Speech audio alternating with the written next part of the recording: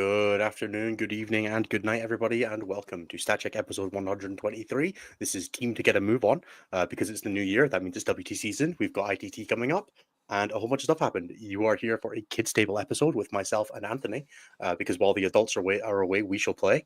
I hope everybody is doing well on this fine Tuesday night. I am back from LVO. I am mostly recovered. I have some stories to tell, as I'm sure everybody's aware. We are waiting for an update. I'm waiting on a stats drop from the backstage guys. They'll be dropping in probably a screenshot or PDF that I can read verbatim to you of the stats for the week. We'll be talking about the ITT that's coming up this weekend that I'm attending. And we'll just be generally vamping about the state of the game, state of Warhammer, and all that good stuff. Last week, you guys had Jeremy and Jack Carpster, and I believe Nathan was on as well. He wasn't in the description, and I didn't watch the episode because I was busy. But we had that. So, yeah, we have much to talk, but let's start at the beginning. Anthony, how you doing, buddy? Long time no speak. I'm alright. My country's dying and falling apart, but if I just nothing box that, I think, things are going pretty alright. I ran my first event that I've ever run the last weekend. So that was fun. Yay, RTT. Did the 2 half-hour rounds and the 45-minute lunch break, so we got in at 10 and out at 7:30. Like fully wrapped, so that was good. Going Nothing well. works harder than an Anthony that wants TO codes. Yeah, I mean, I just, I didn't get my best in faction for the first time since I started, which is heartbreaking, truly. We went Blood Angels, I Drukhari, I could give Chaos, you World one. Leaders, Do you but want one of mine? I mean, yeah, I guess if they can give you I've multiple, got Forces of the Hive Mind. Do you want this one? Like, this is a sure. real faction, Look, definitely. dude, if they all earned you tournament codes, I'll take any of the But ones what you about got. you could have Gene Circles. I can Perfect. also give you Best in Faction Space Marines. All of these come with a prize, by the way, which is codes. And then I have the second in the world for the ITC, which comes with no prize. So you can have that one. Nice. Like, no, no, Second no in the prize, no world, prize, no no, prize. no yeah, Yeah, nothing. that's some Atlanta shit. I actually got twice as many of the same award that John got at our first WCW. Um, so yeah, yeah, it's my first year without one because I didn't play any fucking singles. So, um, but yeah, I don't have anything else to add to that. I do need some TO codes though, so I do be TOing to try to get on that train.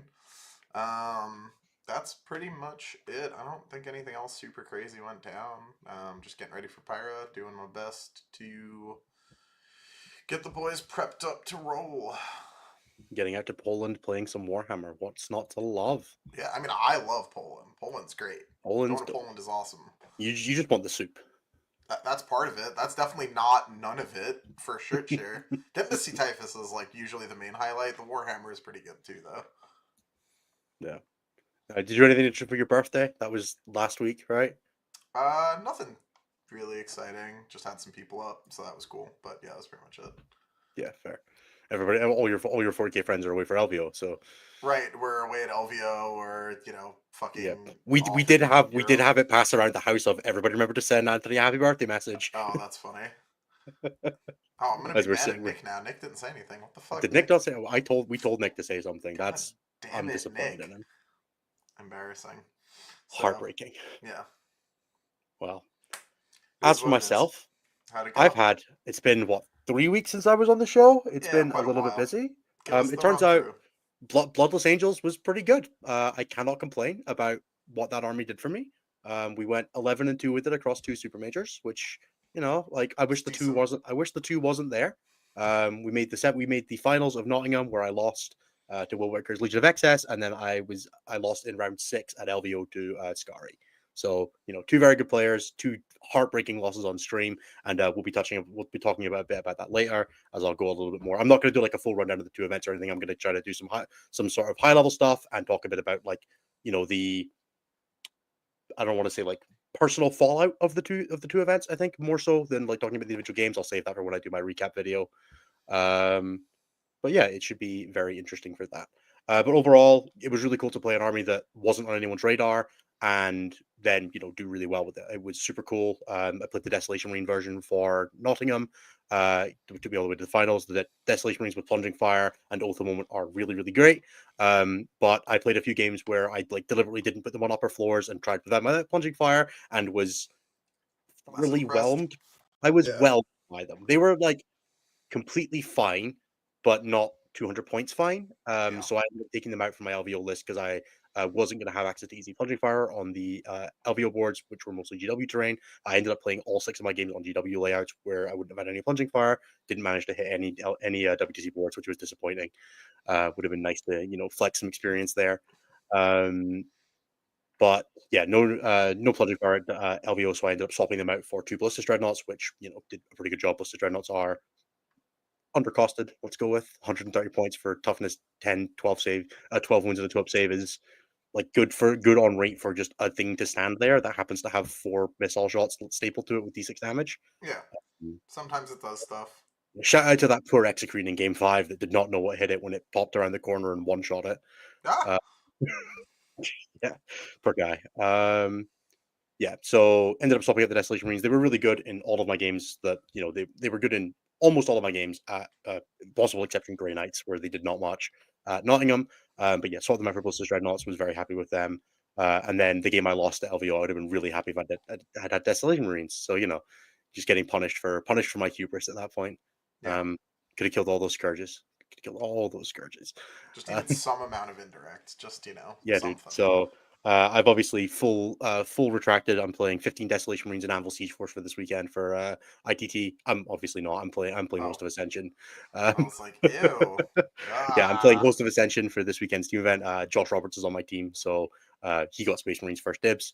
So I'm playing. I've got 3 more Ridge Runners and a Reductive Saboteur. So I've got my 46 plus 12 shots of indirect turn to make sure I don't get scammed by Dark Eldar Dude, again. your team has 4 gun lines and you? How fucking It's not. boring. Our team is not 4 gun lines in me. It's If I me, open this CS7 and it's 3 not. gun lines and chaos cults. Oh, it's Chaos Cults. Never mind, I've been scammed. Yeah, and my list is probably a gun line as well, technically. Yeah. And I don't know if I consider Tactical Brigade I mean, it is a gun line, but it's also a fight line. Tactical Brigade's just broken. Tactical Brigade's just pretty good. Yeah, Tactical Brigade's just busted. We'll get into that. Arms. I have prepared slides for ITT, so Wow, we'll be getting into that a little bit more. Look at you. I know, right? I'm all ready to do stuff. A far cry from our early days when we would get on and figure out who was going to lead in the backstage before the show. Look, Enter the Matrix are like on hiatus because Typhus is burned out. So I'm like, we're not so much like Enter the Matrix, but like Observe the Matrix. Yeah. We're not going in, but we'll stand at the doorway. Yeah. It's like I'm gonna be like awkward outside a game store that I don't want to go into because I don't know anybody there yet. We're gonna be like awkward outside the Matrix. Got it. Awkward outside the Matrix. Christ. This episode's going to get off the rails quickly. So as far as general structure goes, I've got the stats download, so we'll run through some stats for the week. We'll then talk a bit about ITT to prep up. Then I'll go through some Nottingham stuff because it's a little Nottingham and LVO stuff. Then we'll take questions and we'll keep it to a tight 90 minutes to 4 hours. The usual. Who knows? Who knows? I don't have anywhere to be tomorrow, so. Yeah, if you want us to get really off track, get some questions in the patron Discord. Oh, get questions in the patron Discord, get some super chats going. Apparently, I might be offering people super chats to pick Eldar color schemes for me. So, there's always options. Because I refuse to solicit money for buying Eldar models, but I'll accept paint. I'll accept money for how I paint them. I told Nas that if he won LVO, I'd paint my army purple and gold for him. Oh man, but that he would have been didn't. fucking hilarious. Yeah. He definitely would have earned it. Yeah. All right. So, Anthony, let's play a game. What's the number 1 army in the stats this week? What's the number 1 army in the stats this week? My win rate. Does it? So this is probably with shatter nerfs in.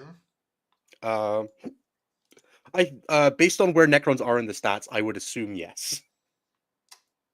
I'm gonna go with, I don't know, something fake. Demons. Close. Demons are in 3rd place. So let's do the top 5 in reverse order. So with 19 players and a 54.5% win rate, we have Adeptus Custodes. Okay. Who had no event wins, 1 top 4 and 2 top 10s.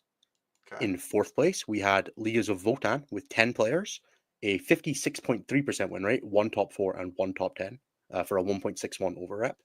Custodes had a 0.85 over rep for what it's worth. Chaos Demons were in 3rd place with 23 players, a 58% win rate, 1 event win, 2 top 4s, 4 top 10s, and a 1.4 over rep. The win was the biggest event of the weekend, which was Adelaide Uprising, as won by Matt Morrisoli, who was actually playing Scintillating Legion, Let's go. which is he had Kairos and the Puppet Lord of Change. Super cool list. Well done to Matt for pulling that out. In second place, we had Tyranids with 14 players, a 59.5% win rate. You are correct that I No would not have no picked on event that. wins, 1 top 4, 4 top 10s, and a 1.15 over rep. And then in completely fake stats, we had Drakari in first place with What? 62.5% win rate, no top 4s, no top 10s, a 0.0% over rep, and 2 players. Oh, okay. All right. All right. All right. All right. All right. Literally 2 is crazy. Literally 2 players for Drakari is wild, but they're having the best time. They're not winning anything, but they're winning. They're going 3-2 in a little bit, pretty consistently. That's cool. Yeah, the actual so Tyranids actually made up first place. The real fifth army that we would slide up for that would be Grey Knights, who had a 54.4% win rate, 1 top 4, 2 top 10s, no event wins, a 1.15 over rep with 14 players. So that would put Tyranids, Chaos Demons, Leagues of Votann, Custodies, and Grey Knights as your top 5. Gotcha. Which is kind of insane. Those are not the 5 best armies in the game by my personal internal metric. But hey, each their own. Now, I will say, in spectacular news for the state of future balance updates, Space Marines were not in the bottom 5. As generic Space Marines were a 49.2% win rate, which basically represents everybody in the Space Marine community adding like a win to their 10% record win on rate. average. Yeah. I mean, Marines were sitting around like 35 to 37% win rate. So every single the average Marine player has added 3/4 of a win to their record. Nice. Dude, my armies Which are in rough shape. thank goodness. Yeah. Yes. Now, for our bottom 5, this was a fairly quiet week coming off of the post LVO hiatus, so there are no factions in the bottom 7 that have more than 10 players. So I will be going with everything with 5 or more for this one. Bottom 6, right? Bottom 7, I believe. Eldari in 8th place. Yeah. So the 5th worst faction with any count of players was Adeptus Sororitas with a 43.8% win rate, 1 top 10 for a 0 over rep, and 5 players. In 4th, we had Space Wolves with 4 players, a 43.5% win rate, and no event wins top 4s or top 10s for a 0 over rep.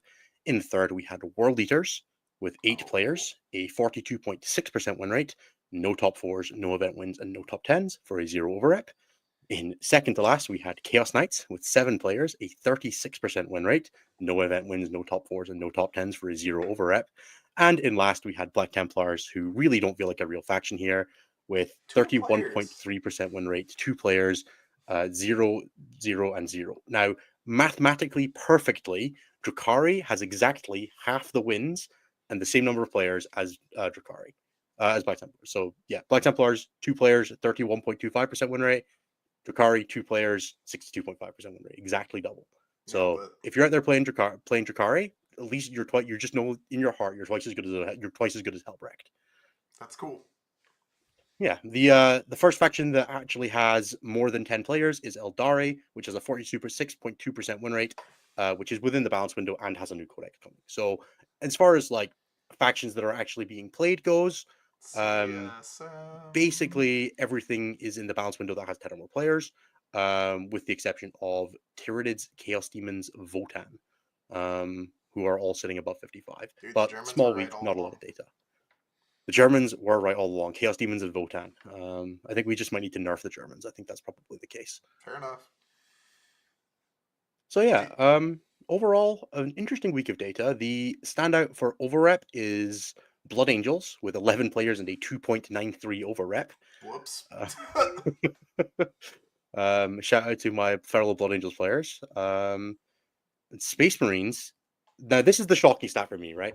Anytime Space Marines usually have a fairly doldrums win rate and a god awful overrep. Space Marines overrep is over 1. It's 1.04, which means Space Marines are doing as well as they should, which is a terrible sign for everybody. Because when that army is doing as well as it should, it's broken. That's just how this goes, right? Hey, Pickles. Little guy. Yeah. Yeah, Jeremy is pointing out in the backstage. This was a quiet weekend by 40k standards, which would have been one of the busiest weekends of the last 3 years. If it had been Yep. 3 years ago, this would have been the busiest weekend on record outside of like a super major weekend, which is fantastic to see. Yep. The Legion of Excess has continued its slide down to a cool 57%. That's it. Terrible army, absolutely awful. Legion of Excess. Get it in the bin. I mean, look, do I think it's even in the top 10 of detachments? No. Nope, me neither. But it's definitely not bad. Definitely Bad not fun to seems play ambitious. against. Yeah. I stand by the fact that 4 vulnerable saves should not exist. Um, and anybody who watched my stream games for Nottingham will know why I'm annoyed at 4 vulnerable saves recently. And as Jeremy says, this marks 3 years of us guys doing this. That is true. The week after LVO 2022, 2022 was the first year that we did Fight Club. Oh, wow. So yeah, that is officially 3 years of us doing this. That's Damn, that's horrifying and wild. a strong signifier that time has passed and that I don't like that. Yeah. Um, I mean, someone pointed out that, like, I was talking about something the other day, and it was, like, about, like, WTC 22, and it was like, yeah, it was only, like, 3 years ago. And I was like, ah, feels like several lifetimes ago. only only 3 years ago. Yeah, Yeah. only when we were significantly different people with different states of life and Yeah. horrifying. Dude, you still had that fucking job you didn't like. Which one? I Debatably, may you have. still do. Yeah, I'm fairly sure. Was I still at Tesco when we started Fight Club? I'm pretty sure I was still at Tesco when we started I Fight think so, Club. yeah. Then I went through an entire year, another job, and now I've been coaching for 2 years. Yep. So yeah, Innes was 19 back then. I might still be 19 now. Who Apparently, knows? I got ID'd buying energy drink today, like 16 plus. I was mortified. We're like, what? I was just like, you are genuinely kidding me, right? Yeah. Like I shaved when I got home, but I had like it was it was rough. Uh, Yeah. so yeah, overall, yeah, like I said, I'm quite surprised at the stats. Death Watch 6 players after winning LVO is numbers that I I truly mean, cannot fathom. that army is genuinely a pain in the ass to put together, right? Like, Yeah. It also had a particularly if 2.68 over rep. So, like the guys playing it are doing well. it's very Um, strong. It's teleporting gun. Teleporting gun is the new fast gun. It's fucking annoying. It's yeah. everywhere and it sucks. What is your opponent's defensive profile? Uh, Yeah. God. yeah. Well, watching the LVO final, we had, myself, Nas, Nick, a few other people, Ben, hanging around. We were watching it on Ben's TV. And describing it as Mark was in cover by accident when he was there when it was not when he was in cover when in cover was 9 away. Yeah. So it was purely coincidental because he wasn't planning on being there because he was planning on making his 9-inch Yeah, charges. he's And charging you. I wholly deeply respect that Yeah. as He's a player coming, son. choice. Yeah, they did lose the finals of Adelaide Uprising to Matt Marsoli. Yeah, they were 7-1 at that event, which is one of their top fours or their top four. So yeah, Deathwatch clearly on the up and up. Is teleporting guns slightly more interactive than indirect? Like theoretically, yes, but if we're going to talk about the Eldar book, theoretically shooting with fire and fade is more reactive than more interactive than fire and fade, but I'm not or than indirect, but I'm not sure I would consider that an interactive codex. So Yeah. No. yeah, we can talk a bit about the Eldar Codex in a bit, but I think we'll maybe save that for an episode where people who like Eldar are around. Um, What? I built my name on an Eldari keyword faction. yeah, and I Twice. am an Eldar player for all time now, but I'm not Yeah, allowed to play them because Dan bagged them for Toronto teams. So that's true. You, um, I mean, you have to make another run at captain and become the God King now. You've got oh, both I'm halves just of the gonna play Emperor's crown. Children and have a fight first Primarch. Like obviously, that's. You've Oh, got Anthony, both do you halves want to vamp of for the 2 minutes crown. about the stuff we got previewed on for Emperor's Children? Um, I mean, it's the whole army, right? Like, there's a whole bunch of really dope shit. They got an 8-bound equivalent, which is really tight, except that they're such arrogant pricks that they won't let a possessed in there, and I think that's very funny. We got Fulgrim, we got Noise Marines on proper sized bases. They're on 40s, that it looks like Havocs. That shit's tight. Um, All of it looks good. It's just gonna be a matter of the rules. As ever, like I can convince myself that basically anything in 40k is cool, and British children are no different. They are one of my favorite things. Um, but we'll see how the execution on playing them goes, because ultimately, at the end of the day, what sells me on this game is the game portion. But yeah, the models are tight. I don't think 40k Fulgrim is as cool as 30k Fulgrim, but he I also broadly agree. Yeah. he's also a lot more transportable, which I'm here for. So Yeah, my current plan personally is to get the plastic one to transport and then the 30k one to leave at my local store. sure, fair, And just be like, that can stay there, and I'll have that for RTTs and GTs at Saltire. And any yeah, real tournaments will have plastic one. yeah, that makes sense. I don't really have a plan yet. Typhus and Kazra are doing my British Children as like a fusion dance. So it's going to be the best looking army that I own, naturally. Um,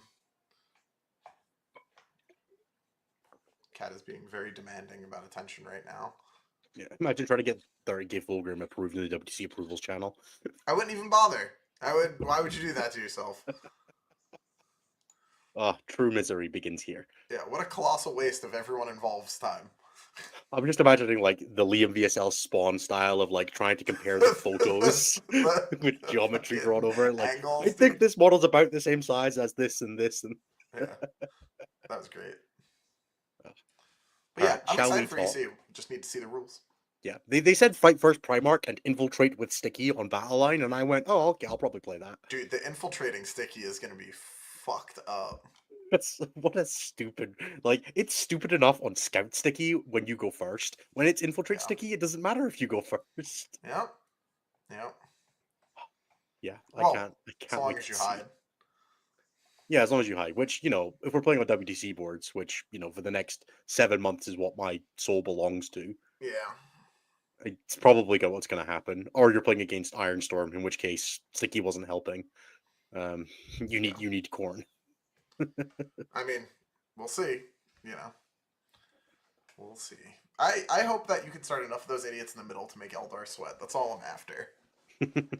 Just turn one advance. Turn one, Just you're just like everything fuck advanced you. charges. Let's go. Yeah, just fucking go get them. Give me your soul back. You owe it to fucking Slanesh And you anyway. play against them, it's just a wall of infiltrating, striking scorpions. You're like, God damn it! Not if you get the first drop, it ain't. Entirely fair. Yeah. Fulgrim just gets removed by like 5 fire dragons. Don't I worry don't want about to it. think about that too much. That's just gonna make me sad. I'm happy I'm not playing a Primarch right now. Also, I'm never gonna play Eldar anytime soon, so Yeah, that's that's not your curse in life. I'm gonna do a lot of screeching and wailing if I have to play Eldar. My pairing team will know my fury if that happens. So what you're saying is that we can commit to Battle for Salvation, just making you play against Eldar on cooldown. I mean, you can get away with it at least once, but you will want somewhere to sleep that night.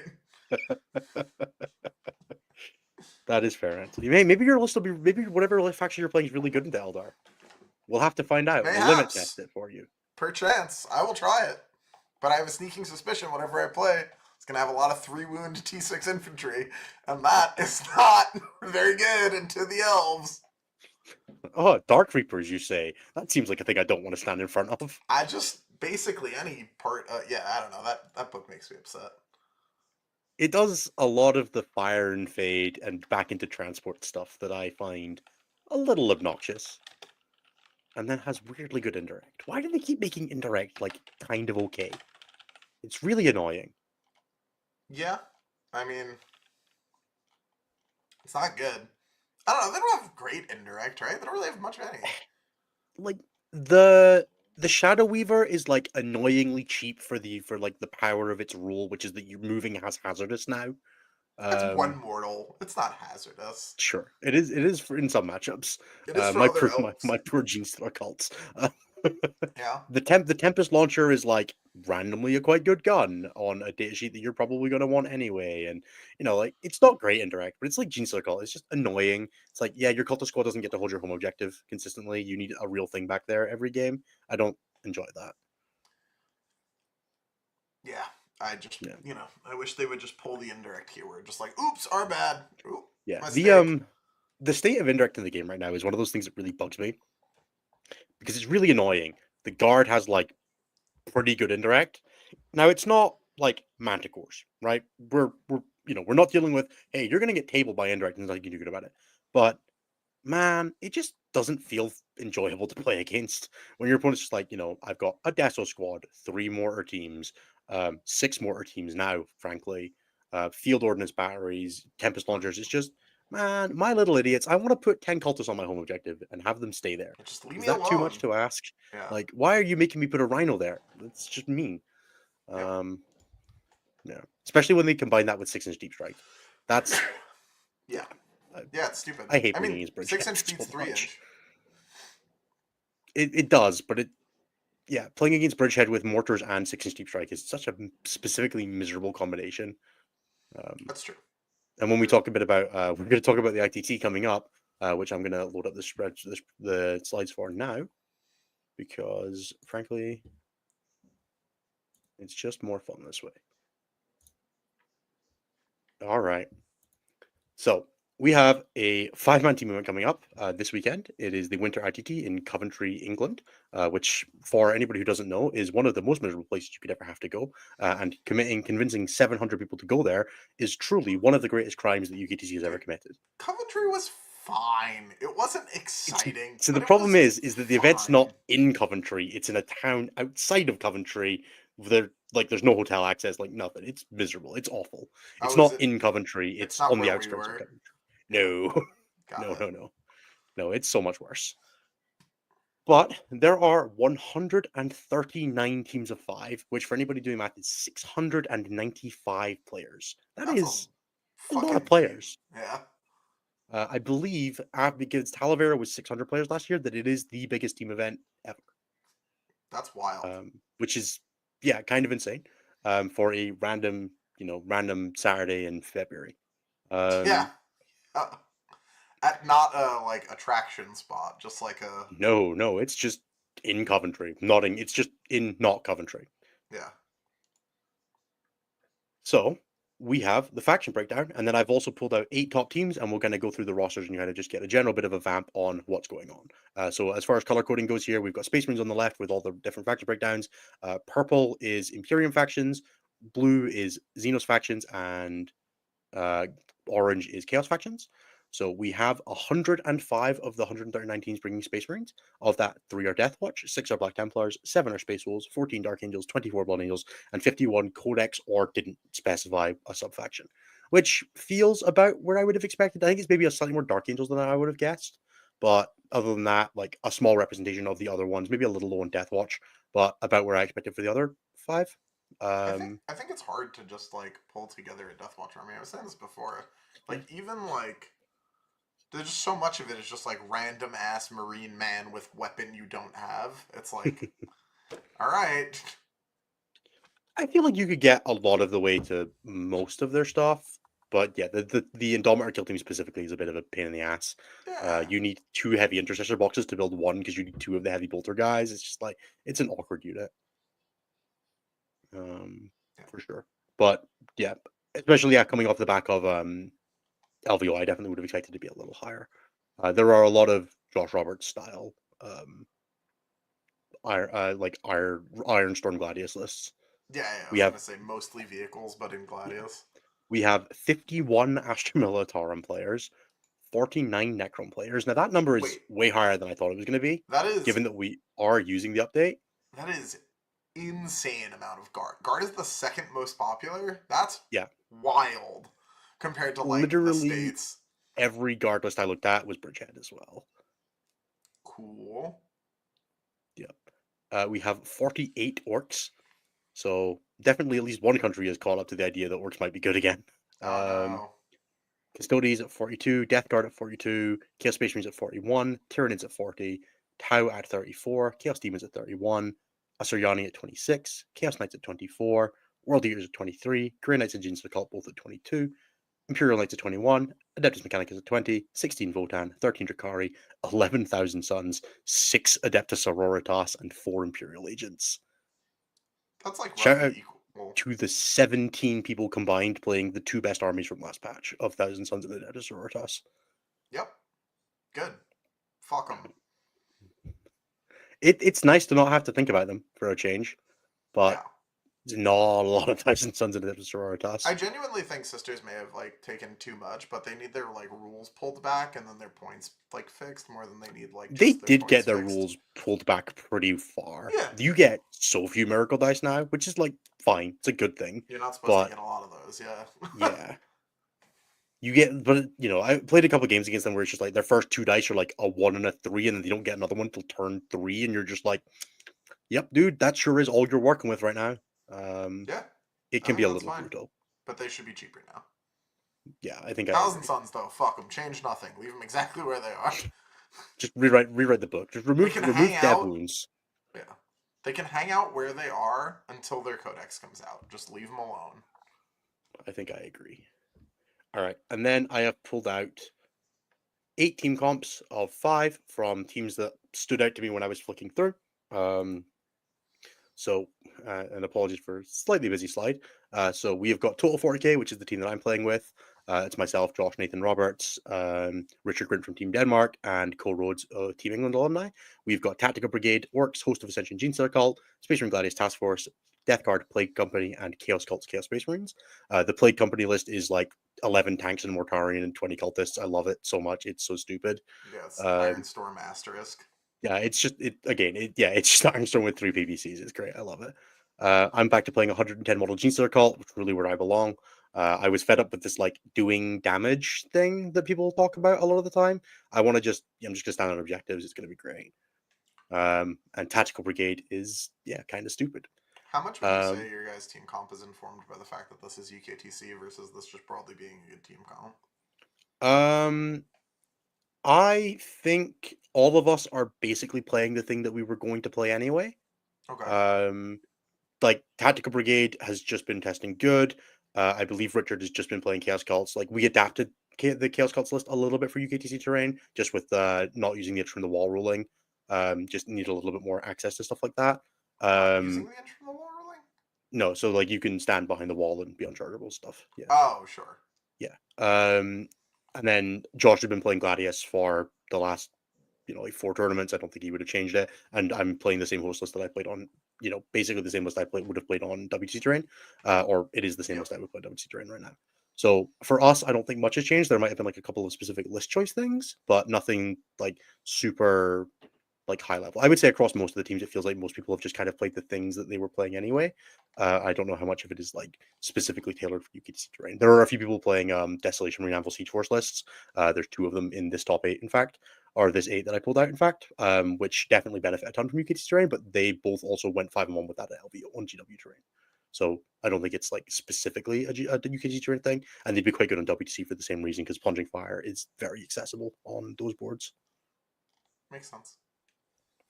All right, we have No Name, which is Liam VSL, Alex Sacco, Johan, Hugo, and apologies, I've forgotten, and I'm going to quickly look it up now. Guillaume from Ah! yeah, Get wrecked, yeah. Guillaume. Sorry, Guillaume. There's also a team Belgium, and I couldn't remember. I knew Guillaume was here, but I didn't remember if he was on this team or Belgium, so I didn't want to That's fair. didn't want to get it wrong. So yeah, they've got Blood Angels Liberator Assault Group, which is a standard like Dante, etc. list. They've got Chaos Demons Legion of Excess. We've got Solar Spearhead Custodes Dreadnoughts, Bridgehead Strike Astron Veltarum, and Renegade Raiders Chaos Space Marines. Alex Sacco running, I believe he's just rocking the Possessed version. He refuses to believe in Creations of Bile, and I can vibe with that. He just played Creations of Bile last weekend at the French Yeah. teams. Well, he's got 30 Abaddon Possessed in this one. That's because it's UKTC. That's fair. We've got Ignite, which we have Orcs Tactical Brigade, played by Mr. Sepepe. We've got Chris Radford on Berserker Warband. We've got Yoko Johansson on Invasion Fleet Tyranids. We've got David Gillard on Bridgehead Strike and Boris Mitchev on Veterans of the Long War. Spent You a can fair take amount of Liam out of the team, but you can't take Liam out of the team comp. I spent a fair amount of time working with Mr. Radford on those eaters, so watch the fuck out, ITT. He's just gonna run at people. No, That's the only way to play it, right? doesn't have to He get is. crazy. That is a list that definitely does only have one character in it. Yep. Powerful. I can respect it. Liam is playing Legion of Excess for No Name. Okay, we have 6++ Alfarius, which has got Halo Screed Battleclade, Biosanti Bruiser Gene Circle, Bridgehead Strike Guard, Creations of Bile Chaos Space Marines, and Anvil Siege Force Ultramarines. Very massive respect to Edge for rocking that list out again. We've got Vanguard Tactics, who have Shield Host, Custodes, Plague Company Death Guard, Bridgehead Strike Guard, Biosanti Brood Surge, Gene Circles, and Anvil Siege Force Space Marines Ultramarines. We've got War Masters A with Talons of the Emperor Custodes, Orcs Tactical Brigade, Guard Bridgehead Strike, stop me if you've heard that before, Imperial Knights and Noble Lance, and Gladius Task Force. We've got Mind Goblins, who have Leagues of Votan Oathband, Orcs Tactical Brigade, Astra Militarum and Bridgehead Strike, Skitari Hunter Cohort for AdMech, and Liberator Assault Group Blood Angels. And then I pulled out Team Norway as well, who have Thousand Sons Cult of Magic, Necrons Awakened Dynasty, Astra Militarum Bridgehead Strike, Carrots Assimilation Swarm, and Space Marines Gladius Task Force. Dude, that's Do so you much think fucking guard. Bridgehead is good? Maybe. Maybe it's Maybe alright. a little bit. And Yeah. Tactical Brigade as well, maybe? Not bad. Decent. Yeah. So that was definitely the two that stood out for me is that there's actually a ton of diversity across even the top lists. There were a couple of other top lists that were worth shouting out if you're going to have a look at these and want to have a look. There's an Army Reactor team and a Belgium team that both have some pretty solid rosters. There's some very solid players as well that are worth taking a look at if you're going to have a flick through and try and pull anything out. But I think the things that stood out for me across all of the rosters was that there is a ton of variety in Space Marine lists. Like almost nobody's playing just the same thing. Even within like Gladius list, there's a decent amount of diversity. We've got Liberator, we've got Gladius, we've got Anvil, but it's basically all Ultramarines or Blood Angels, which I think is probably representative of them being the two best ways to play Space Marines. We're not seeing a ton of like the John Lennon style Stormlands builds. I don't think anybody besides him has made that work yet. But we're seeing a lot of the Josh style Ultramarines, and then a decent amount of Blood Angels because Dante has a pretty good data sheet. And then, tons of Bridgehead, tons of Tactical Brigade. There's very little Orcs that isn't Tactical Brigade. I've seen no Guard that is not Bridgehead Strike. And that because I think that list is about to get stronger with the Codex. Yep. Which 100% is does. very, very worrying for me. We're still seeing Gene Circle show up. Obviously, I went back to it. We've got Mike Porter, Tom Loman still playing it. Like a decent amount of people who were playing Gene Circle pretty consistently beforehand who didn't just jump to it that are still playing it, which I think is cool. Good to see that I feel like that army's nerfs were pretty fair, and that army is pretty well contextually within the metagame now of if you want to play it, you can, but you don't have to. It's not like particularly broken anymore. There's a decent amount of CSM showing up. Even across this, we've got 4 different detachments. We've got Renegade Raiders, Veterans, Chaos Cults, and Creations of Bile showing up. And then there's a smattering of people playing the faction that they want to play. Right? We've got some Votan, we've got some Admech, actually a few Admech. There's Tyranids, there's Necrons, there's Thousand Sons. Like if you've got a competent Thousand Sons player, you can still probably pair for them like a princess and just deliver them from bad matchups, and they will bring you big wins. Yep. What's not here? Grey Knights and Necrons are 2 factions that I think we were expecting coming out of detachment from Grotmus to be pretty strong. There is no Grey Knights across these teams, or there's 1 Grey Knights, I think 1 Grey Knights, and there is 1 Necrons, and it's not Star Shatter. Star Shatter obviously got hit very hard with the nerf bat, but to see literally none of it across any of the top teams is genuinely quite surprising to me because I still think that has a very powerful rule set. And then only 1 team opting to go into Awakened Dynasty. No Hypercrypt as well. Like I think Hypercrypt, like it's still teleporting guns, man. It can't be that bad. But yeah, anything stand out to you? Nothing too crazy. The No Grey Knights thing is interesting. I'm starting to see that develop kind of more in general as I look across the things. It seems to be probably pretty common. The amount of orcs is generally pretty wild for how much the UK loves to be like, orcs aren't even good usually. But now they can shoot a bit, so now everyone's like, oh, they're a real army again now. Yeah, Um, they put in an orc army that could shoot people, and everyone in the UK was like, shooting, our only thing. yeah. Uh, Right, yeah. Oh, we know how to do that. yeah, it Um, does broadly look like across most teams there are 1 to 2 melee lists at most, which is fine, right? Like in 5-man teams, I wouldn't expect it to be like particularly much weighted beyond that. There are very few teams that have like 3 dedicated melee lists. I would no, I say, mean, it's super hard to do that even in fucking yeah, eights, so. yeah. Like No Name is the only team that really has like a very heavy melee focus that I'm kind of picking out here, with Liberator, Legion of Excess, Soldier Spearhead, and Renegade Raiders, all being very heavy melee. Okay, but Which is a team with a decent amount of confidence in themselves. But I think if any team has earned it, No Name has. Solar's a pretty split detachment. Solar is Solar is fairly half and half. I would say most of his damage output comes from melee, though, right? It just depends. Yeah. Let me just quickly have a quick. Let me have a quick see if he's playing the Warden's version of the Bikes version. I Vikes version. There is a Vikes version. He is Gross. playing the Warden's version. So it's Makes definitely sense. more onto the combat side than Yeah. some versions. Yeah, I get it. Yeah, obviously Bridgehead's not a combat list. Maybe he's playing Rough Riders. If he's playing Rough Riders, I'm just going to call it a full combat team.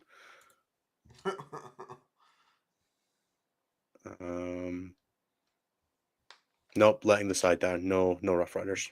Heartbreaking. Right, well, that's good. Who's Guillaume, you could have been the hero. You could have been the hero. Guillaume. Got Yeah, it. yeah. So yeah, What's I think Hugo overall, I'm looking forward to seeing what the results come out of it. Now we do have the annoying UKTC problem. There are 140 teams. There are going to be 4 undefeated, and it is only a cut to top 2. So there's going to be 4 or 5 undefeated teams at this tournament, and only 2 will get to play for the win. So we're getting the classic UKTC problem in teams. It's great. It's my favorite thing. Isn't that going to depend on draws?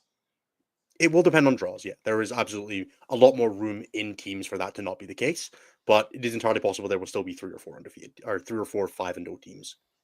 Yeah. So yeah, it should be interesting. I'm looking forward to seeing how it all plays out. I'm feeling, I don't know, it's hard to be confident in a field like this, I think is a thing to say, right? I feel good about our team. I'm happy with our team composition, but I also have a ton of respect for, all of the best teams at the tournament. And, in a team event like this, there is so much room for shit to get wild. So I'm very much looking forward to seeing how this goes. Your team with no Bridgehead, dude. Yeah, dude, Bridgehead's terrible. It's fine. I've literally never lost to it. Didn't Nos lose like game 2 at LVO with it? Like terrible army. Amateur hour. Look, Truly. don't ignore the fact that he lost to Bridgehead. Not important. Doesn't matter. Whatever. Dude, Bridgehead didn't even make top 4. Bridgehead didn't even make top 8.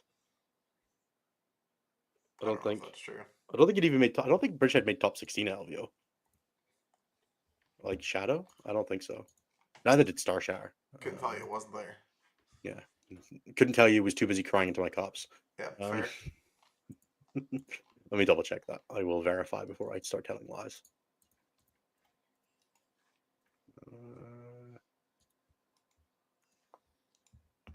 Deathwatch, Space Marines, Blood Angels, Scenes are called Drakari, Space Marines, Chaos Space Marines, Chaos Space Marines, Death Guard, Thousand Suns, Space Marines, Death Guard, Space Marines, Death Guard, World Eaters, Tyranids. Nope. No Bridgehead. Top Bridgehead was 20th for Ben. Yeah, there were 3 Death Guard and no Bridgehead in the top 60 LVO.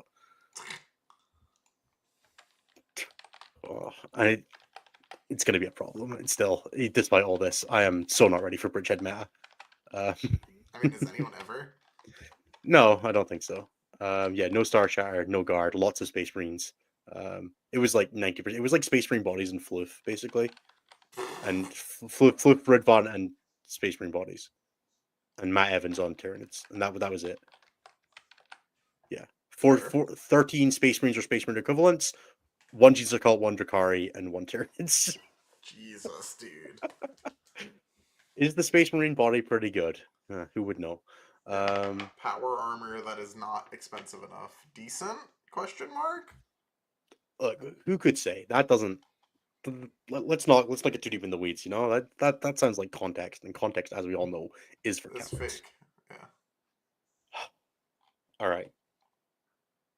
How do we want to structure the next bit? Anthony, how do we want to structure me talking about Nottingham and LVO in a way that is productive and helpful?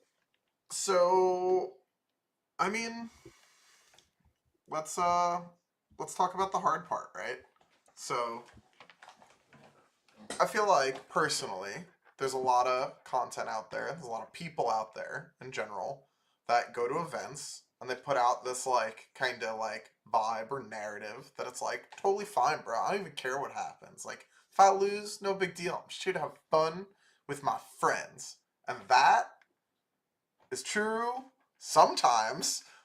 But I think that though, I would say not the majority, but the majority of the people that do well with any degree of regularity, that is just not the case.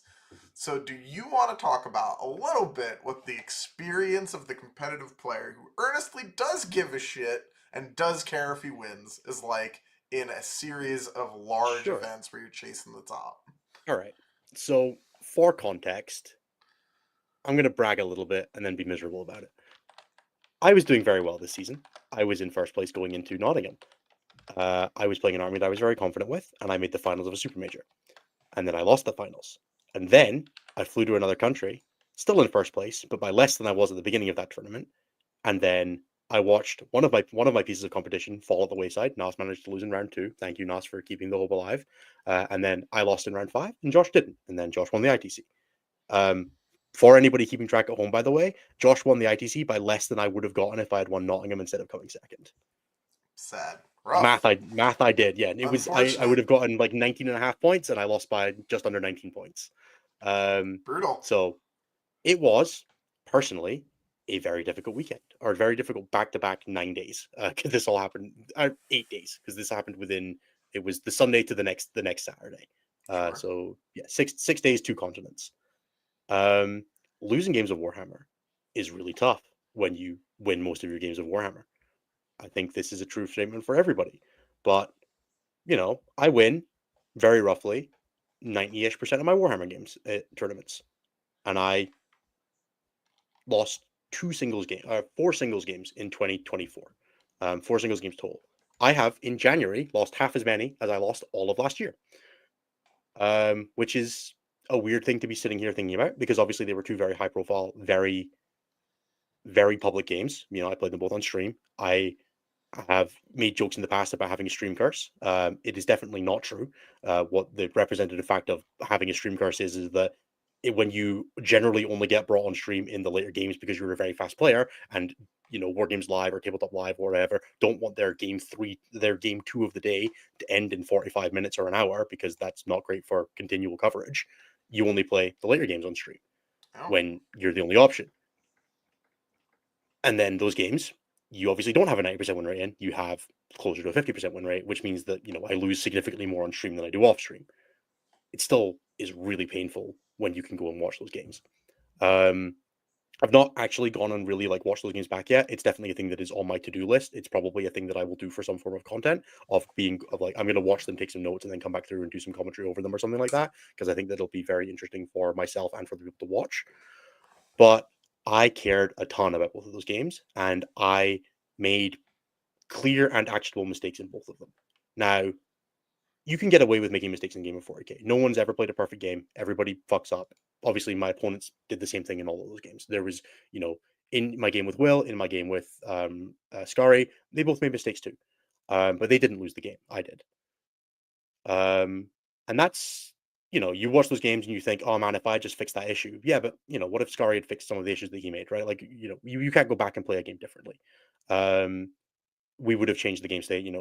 Now I can look at my game with Will and think, okay, I screwed up my screening. I, made a couple small mistakes and it cascaded away from me, and then I got unlucky on dice as a consequence of putting myself in that bad position, which is ultimately what I think happened in that game. Is that I was in a good position, I made a mistake, it cascaded, and then the dice did not bail me out, which, it's fine. On average dice, should I Happens. kill the Keeper Secrets that I fired, the damage I did at? Maybe. But if I hadn't made the mistakes, I wouldn't have had to, right? That's the context that's always important to remember here. The same kind of thing in my game with Scary. It's really easy when you play a ton of Warhammer to get out of the habit of asking the important questions, like what's got fight first. I hadn't played against fight first in I played against one unit with fight first in the 12 preceding tournament games with Liberator, and I hadn't played Sure. against it at all in any of my practice games. It was not a thing I was considering. It wasn't a thing I was thinking about.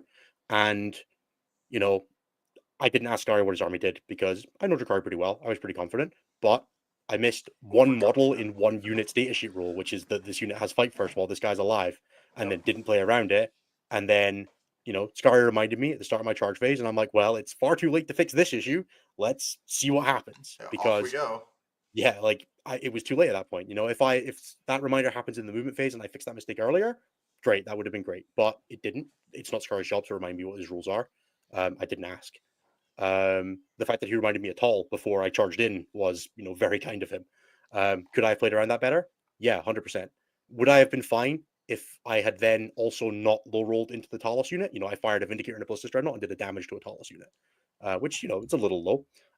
He just passed 5 or 6 5-up saves, That's all it and a takes. couple of field pains. But yeah, it's not a ton of dice. There's not a lot of variance there.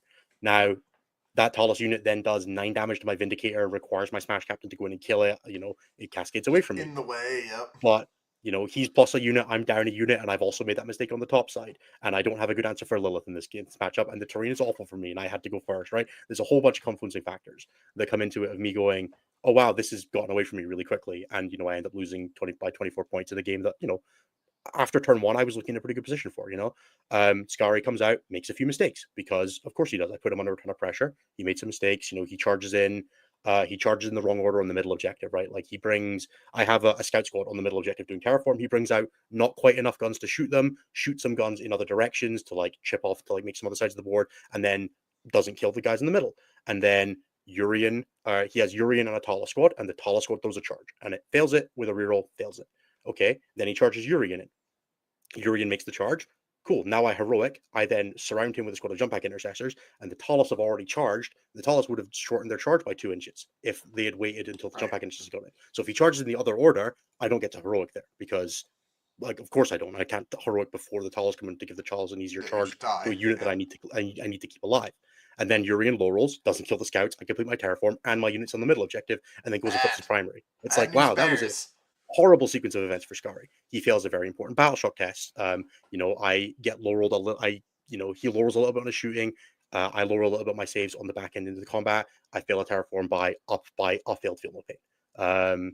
It's like, okay, cool. I very much could have gotten 2 terraforms off there, but he failed a T5 battle shock. I've got an answer for dealing with that unit. I was in a good position, and then I fumbled it because it's game 6. I'm tired, frankly. Not to make excuses, but I was quite ill for LVO. Nottingham, for a shout out for, I don't recommend doing this as a tournament organizer, so I would like to offer this feedback to anybody. Don't have the venue be below freezing for the finals and semifinals. I don't think that's a generally good thing to do, and I would recommend not doing that because. What happened? So the venue didn't have heating at that time. It was already quite a cold venue, and then they opened all the doors to take the tables out.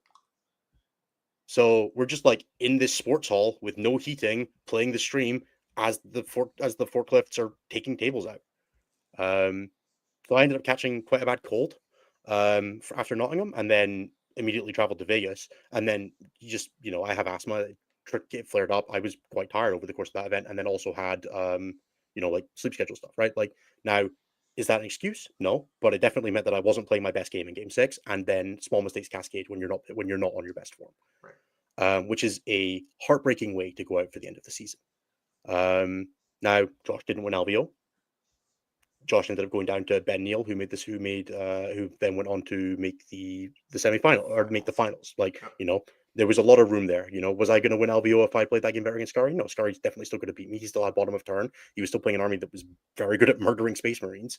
But did I put myself in the best position to do it? No. And it's the same kind of thing. I said this after Atlanta in 2023, which is that I'm going to do a better job of taking care of myself at tournaments. And I think I've done a much better job over the past year of taking care of myself. But back-to-back super majors on different continents with the extenuating factor of the Nottingham GT deciding to be below freezing for the entire time was not great. Yeah. And I feel bad for how LVO went down. So yeah, like I said, I'll be doing a full video on the Nottingham plus LVO run. I will probably also do a separate video on. I have this idea floating in my head for the 5 losses of last season, like the 5 reasons I didn't win the ITC. Talking about like the individual 5 games that kind of put me in that position, which I think would be interesting. And then I'm also going to try and do a breakdown of each of the 2 stream games. So we'll see how my time goes out for doing that. But I've got a bunch of stuff that I would like to do, and I don't have a ton of events over the next month or so I should have a lot more time for making content. But the main thing is that I am very, very disappointed, but I also finished second in the world for the ITC, which is a fucking weird situation. Because I sat after the game with Skari, and we put a lot of emotions in this game. I wanted to cry. I did. I didn't because I'm a 28-year-old man and I don't cry over games of toy soldiers. But I wanted to. You could have done. Wouldn't I have could been a have big deal done. if you did. Yeah, people would have been really nice about it, and I would have felt very bad about it. So I didn't. Yeah, that's that military upbringing, baby. Oh, for sure. So I sacked it up, and I went and gave Skari a hug, and I said, "Good luck, smash the top 8, or get smash the shadow around and keep going." And he did his best. Fair play to him. And I went and I cheered for my friends, and then I went to bed. I went back to Ben's house, and I went to bed at 9 p.m. And The other side of it is I was really sick. I don't think I would have been able to play Game 7. I think I would have died because my voice was gone and I felt awful. Now, would I have sucked it up and pulled it through and done my best anyway? Sure, but there's no It would have guarantee been I win that game either. been a tough shadow.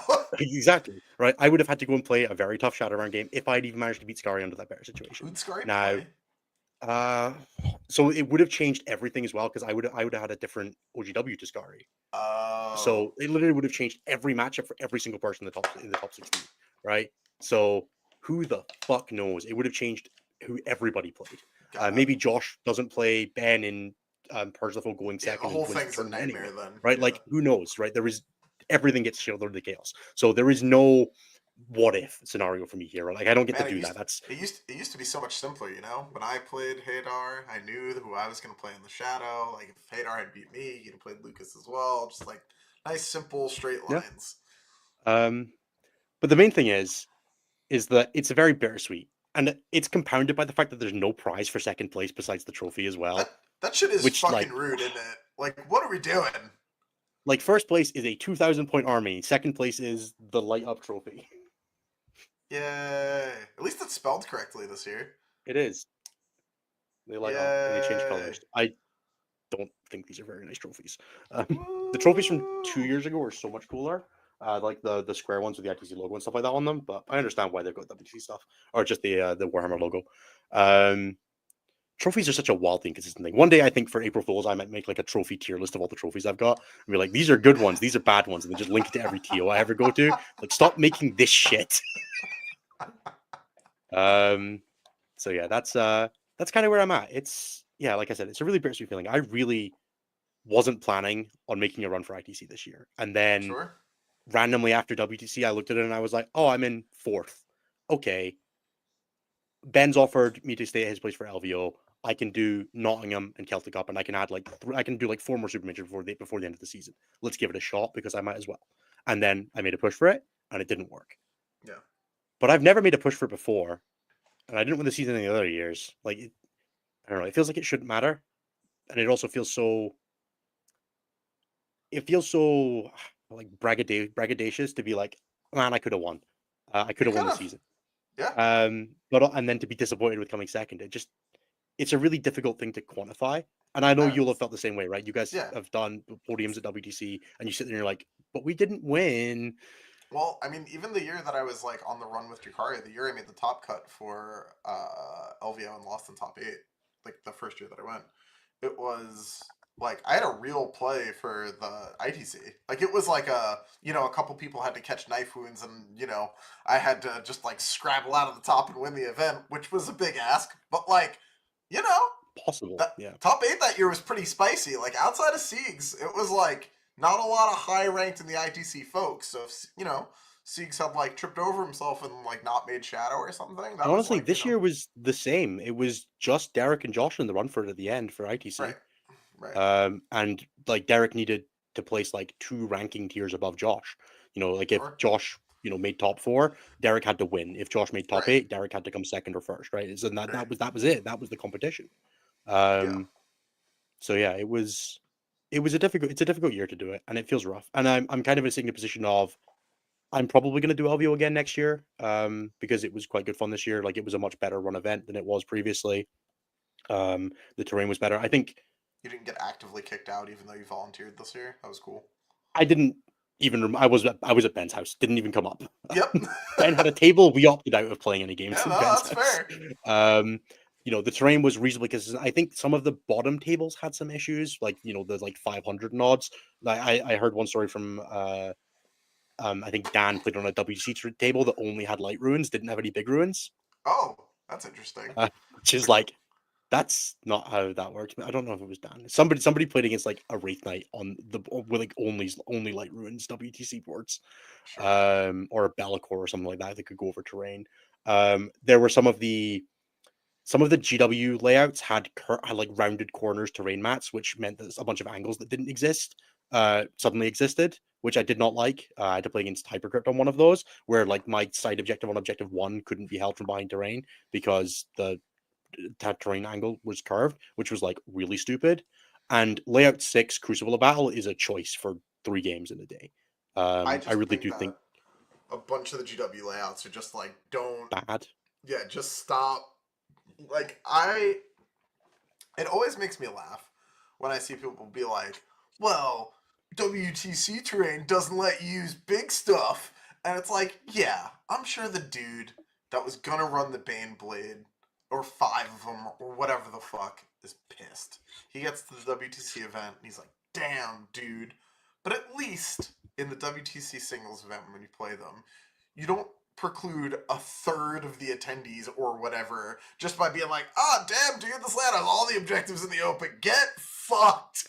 Yeah, layout 1 into layout 6 was definitely a choice. Layout Now, 1 is like fine. Like, you could be guns, you could be melee. If you I play the don't right deployments, it works for particularly care everybody. for layout 1. Yeah. Specifically layout 1 tipping point. Just the objectives are all very close to each other and very open from most angles. Um, Yeah. it, it's better than layout 6. But you have Now, staging, you can play the I game, you can do I don't want stuff. to blame the terrain because we knew it was layout 6 we knew it was layout 6 Crucible all of day 3, right? Yep. We knew that, but there was also the component of one of the games was Purge of the Foe and one of the games was Ritual. So the only Ugh. one where it really mattered Ugh. for the day 2 layout was game 6, which was Terraform, which is the only one that it was That truly is miserable to hold. such a terrible mission set for the important rounds of your event. That's some shit you do at like an RTT to have some fun. Yeah, you're Purge, like what was it? day 2, yeah, Purge, day 2 was Purge, Terraform, then Purge, Ritual. Ritual, Terraform. Ah, Yeah, ah. day one was Linchpin, Scorched Earth, and Taken Hold, which was perfect. Day one was great. Yeah, I think the days should have been swapped personally, yeah, but for sure they should have. um, yeah, it was difficult. That's But we knew nuts. that going in, right? Now I find layout 6 abhorrent. Like all the objectives are in the open. There is nowhere to hide in your deployment zone, let alone in the Yeah, midfield. layout 6 is bad. Layout 6 is just awful. I did not enjoy it. But I knew that going in. I was just hoping I would like randomly catch a WTC board, but nope, no luck. You go on stream, you play on the stream tables with your GW terrain. So yeah, that's I don't know. I don't want to say that's me whinging about my LVO Nottingham performance because I'm obviously very happy with going 11-2 with an army that literally didn't exist the weekend before I played it, but I showed up at Nottingham with it. I mean, But I also know that I could have done better, and I would have liked to have done better. that's the fucking breaks, right? We put a bunch of time, effort, and money, frankly, into this thing. It makes sense to be disappointed with not being in literal first when you're a world class player, putting the full focus of your time, energy, and effort into it. Was your whole focus of the entire season singles? No, but did you end up in a spot where you had the chance to win it anyway? Yeah, Yeah, I'm also, that's pretty in a cool. fairly privileged position where I can focus on singles and teams at the same time because one can be my job and the other one can be my hobby, right? So Sure. that's not Yeah. a thing that everybody gets to do. Yeah. I'm able to go and do basically whatever events I want within reason, and that Yeah. means that I could do a bunch of singles events and team events, and I was able to, take most of the back half of the year to focus on both. Which is super cool, right? And I'm very privileged to be able to do that. And obviously, not everybody has a full time job in Warhammer, and it was able to do both things, right? So yeah, it's bittersweet. I'm obviously very proud of my performance over the year. If I look back, I'm like I can point to 5 games that cost me the season. And that's the thing that really bugs me is that any one of those 5 goes a better way. But I can also point at 105 games that also put me in the position to be in first as well. Where I'm like, well, if any of those had gone bad, that also would have sucked. Dude, So dude, if I had $1 for every Angron res, that fucking, you know, sure, I may have thrown 9 CP up into it at that point, but like dice don't care about the 9 fails. They're, yeah, it's the same exactly. chance on each shot. Like, Yeah, like I stand by the like I was playing with house money at Nottingham after I won my game 2 in Purge the Fall off of double 5-upping invulnerable saves on an impulsor to live against a Riptide on turn 5 on sure, Overwatch. yeah, So I was like house money for Nottingham. dude, Um, this is all comeuppance and karma for Brian Solitaire. that guy dies on average. I ran the numbers. That guy dies on average every time.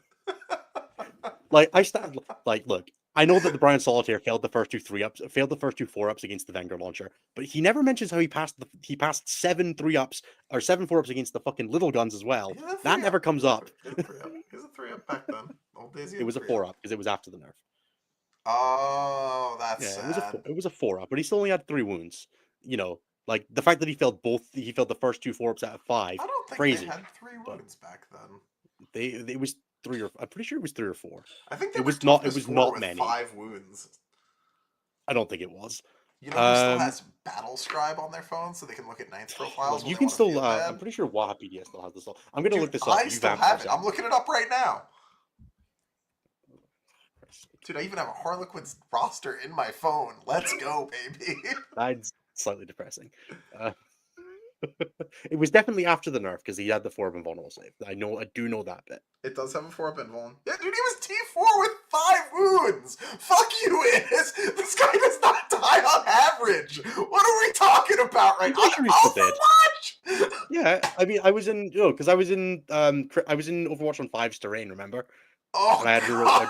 I was in Overwatch on 5's terrain. I had reroll ones to hit and reroll ones to wound.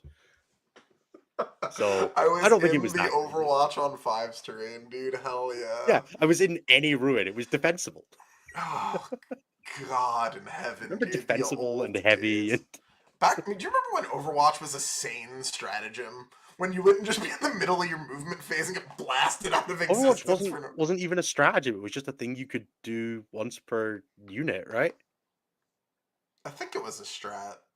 I think it was just once per unit you could Overwatch on in the Oh charge no, phase. my ninth rules remembrance is Yeah, leaky no, at I'm this like point, man. gone at this. Yeah, I lose a little more every day. It makes me sad. Yeah, every day, every time I have to learn a new Elder data sheet, a 7th edition psychic power falls out my brain. Yeah, Um, it's sad.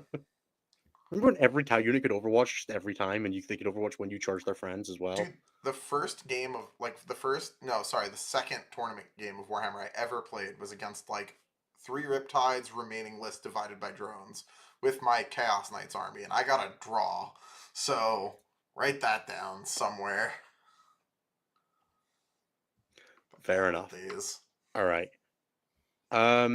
Is there anything else I want to vamp about, or am I going to do the plugs? Then we're going to do questions.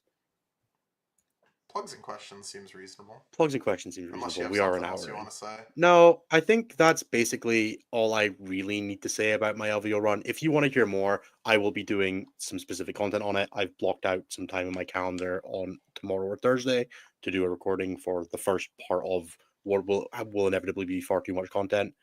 So yeah, and obviously, if anyone wants to ping me on Discord to chat about anything, ping me in the general channel or content discussion or something like that. I'm happy to back and forth about any of this. All right, let's do the plugs. So there are a bunch of ways you can support us. If you are an hour and 7 minutes in to listening to this episode, you're probably enjoying StatCheck at least a little bit. If you could leave a like, a comment, a subscription, or all of those various good interaction things, it really does help us out with discoverability and making sure that people, see our content and, enjoy it. We had our most viewed live show of all time last week with Jack coming on with 7,500 views. So thank you to everybody for keeping an eye on that one. And hopefully we can keep those numbers up going forward into the new year. There will be a ton of content coming out of StatCheck. And if you don't want to miss any of it, that's the way to do it, is subscribe.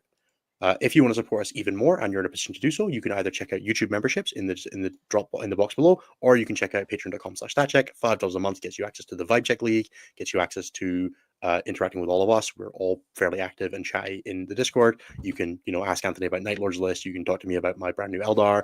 You can ask us for book recommendations, all that good stuff, as well as participating in the Vibe Check League, getting our additional discount code for the Red Dragon, all that sort of thing there.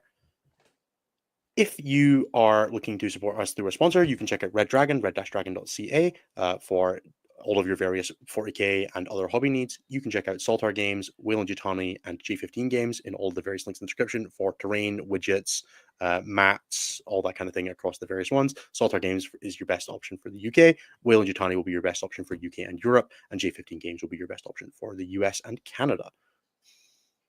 If you would like to get support in growing as a 40k player with any of the things we've spoken about today, whether you're going to a tournament or prepping up for a local league, anything like that, you can check out stat-check.com/coaching or drop us an email at coaching@stat-check.com. There are a bunch of amazing coaches on StatCheck now. We've got new additions of Liam VSL and Nassim Fouchain, as well as all of the original guys, the Takeover Commerce guys, myself and Pumbaa. If you would like to work with any of us, just drop us a message there. We'd be more than happy to hear from you. Do I have anything else I need to do? No, I think that's about it.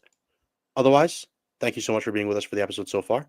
If you want to get a question on the show, there are 3 excellent ways to do that. One is to leave a super chat in the YouTube live show as we're going live, and we will do our best to answer your questions. The second is to be a member of the Patreon or Patreon or YouTube membership and comment in the show question thread for the week. And the third is to just ask a really good question that we point out if we have time at the end. You could also call us out on another show and then link it to us, at which point we'll probably respond to you. But that's not a huge thing.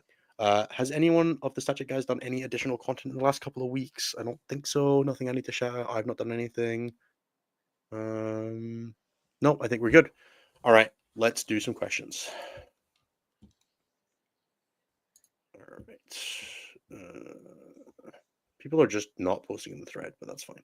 I'm just going to ignore everybody who didn't. All right. Got chaotic. Paul Botello asks, at the risk of asking a question that is best answered through coaching, how do slower armies, like Thousand Suns, compete with faster armies like Eldari? I've heard objectives don't move, but what does that mean? First of all, Thousand Suns do not get to call themselves a slower army when Death Guard are right the fuck there. Doesn't everything in Death Guard move 10 because they only play vehicles? Maybe. If you go that route, then sure. But stop that. That's all I have to add. The general rule of thumb is that you put your models on the objectives and then you try to hold them and you kill the things that can interact with it. If your opponent is faster than you, you can walk to the objectives and put your models on them and then make your opponent come to you. That is generally the way you deal with that. Now, if there are things that are, fire and fading or indirecting that can interact with that, you've got to prioritize dealing with those and taking answers to those options. If you don't have answers for those, consider a different army or accept that is a matchup that you will lose. Yep. Or hope you catch them in Purge the Foe where it doesn't matter. Or Ritual. Or outside afterwards. Sure. Willow asks, would you rather fight 10 scorpion-sized striking scorpions or 1 striking scorpion-sized scorpion? 10 scorpion-sized striking scorpions every day. 1 striking scorpion-sized scorpion sounds horrifying. Yeah, no thanks. Generally, I'd prefer to fight Karandras, though, because that motherfucker is gone. Doesn't exist. Yeah. Yeah. I think I killed Karandras permanently in my game 4 at LVO, and the dude died to like an intercession squad shooting him. It was great. That was the end of his career. Yeah. According to Art, we're down under Adam and Quentin Johnson. They forecast the Elder book will dominate the mid tables but fail at the top 10%.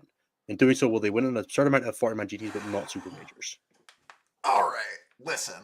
I have never in my life been more proud of a community than the motherfucking Eldar community. They have the most powerful, hands down, union 40k.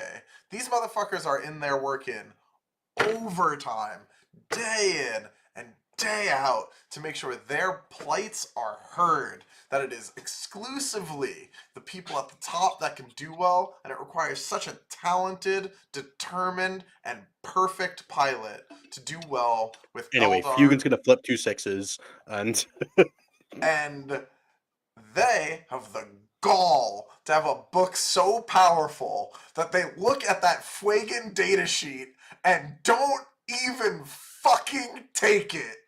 I will not hear another goddamn thing about this Eldar book being a mid-table bully. It is. Hey, look, I am open to the idea that it might be worse than we think it is, but until I have seen it on the table and you prove that to me, you're full of shit. Look, I have seen a lot of Eldar games in the last couple weeks. As one might imagine, someone actively involved in a WTC team with like 40 people on it now suddenly has 30 friends who play Eldar. So, I feel like that's where you should take some fucking hints. Vic put Fuegan in C tier. Yeah, that's fine. I'll accept that for the context of that book, Fuegan is not very good. But you don't also get to be like, this book is not very good then. Right. How are we sponsoring Innis to get another army? We are not. I am not taking sponsorships for armies because I am an adult who can pay for my own things. I think it'd be funny if we just like sent him a bunch of shit, chat. So Like, if you you, guys are welcome to do it, but I'm not soliciting people to pay me yeah, money to play an army. hit me up if you want to bother Ennis and send him an uncomfortable amount of Eldar and make him feel weird about it on stream. He'll even open it. Maybe we can get Ennis to do a hobbying stream, chat. Let's go. Yeah, that's gonna be difficult. I don't hobby well. Can we get a reaction from Anthony over Emperor's Children models? How does he feel that Slanesh demons are in Codex Emperor's Children? Is he a demons player now also?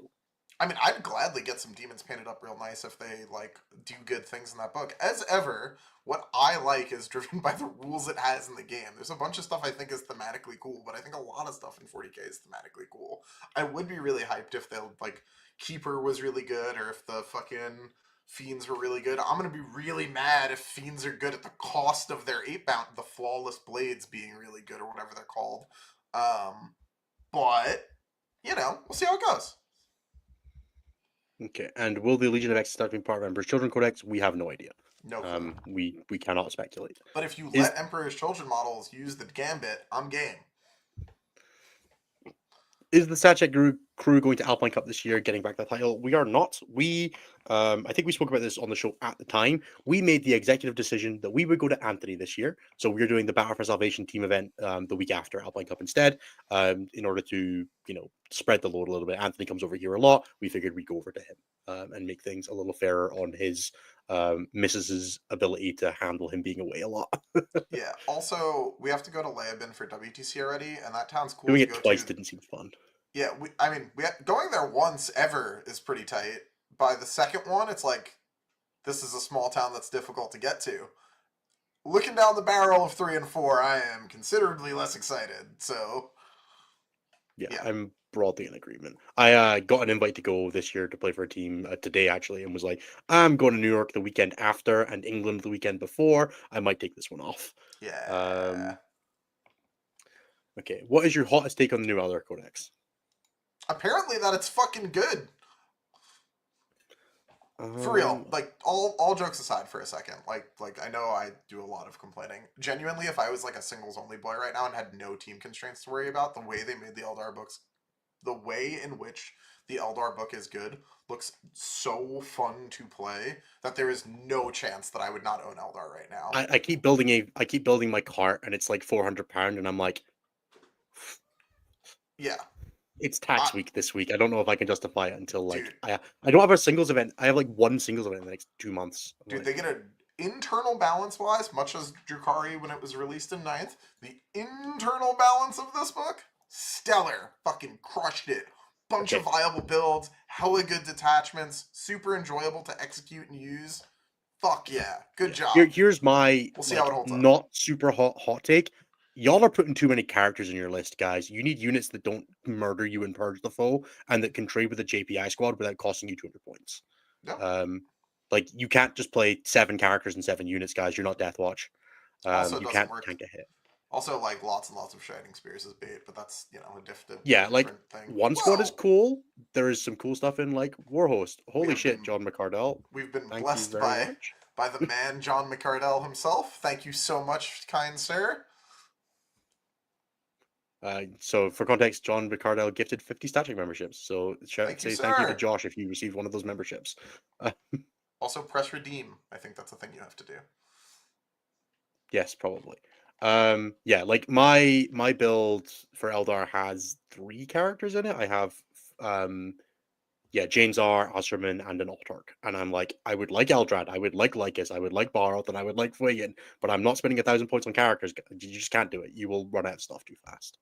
Yeah. Okay, the balance team seems willing to make changes to a decent number of data sheets for some codexes where point drops haven't worked, like Space Marines and Admech. Are there any other codexes you think would benefit particularly well from datasheet revisions? I think Tyranids would do pretty well from it. I don't think Tyranids are a bad spot right now, but I think if Tyranids were to need buffs in the future, it would probably not be best suited by doing points changes, but would benefit a ton from datasheet changes.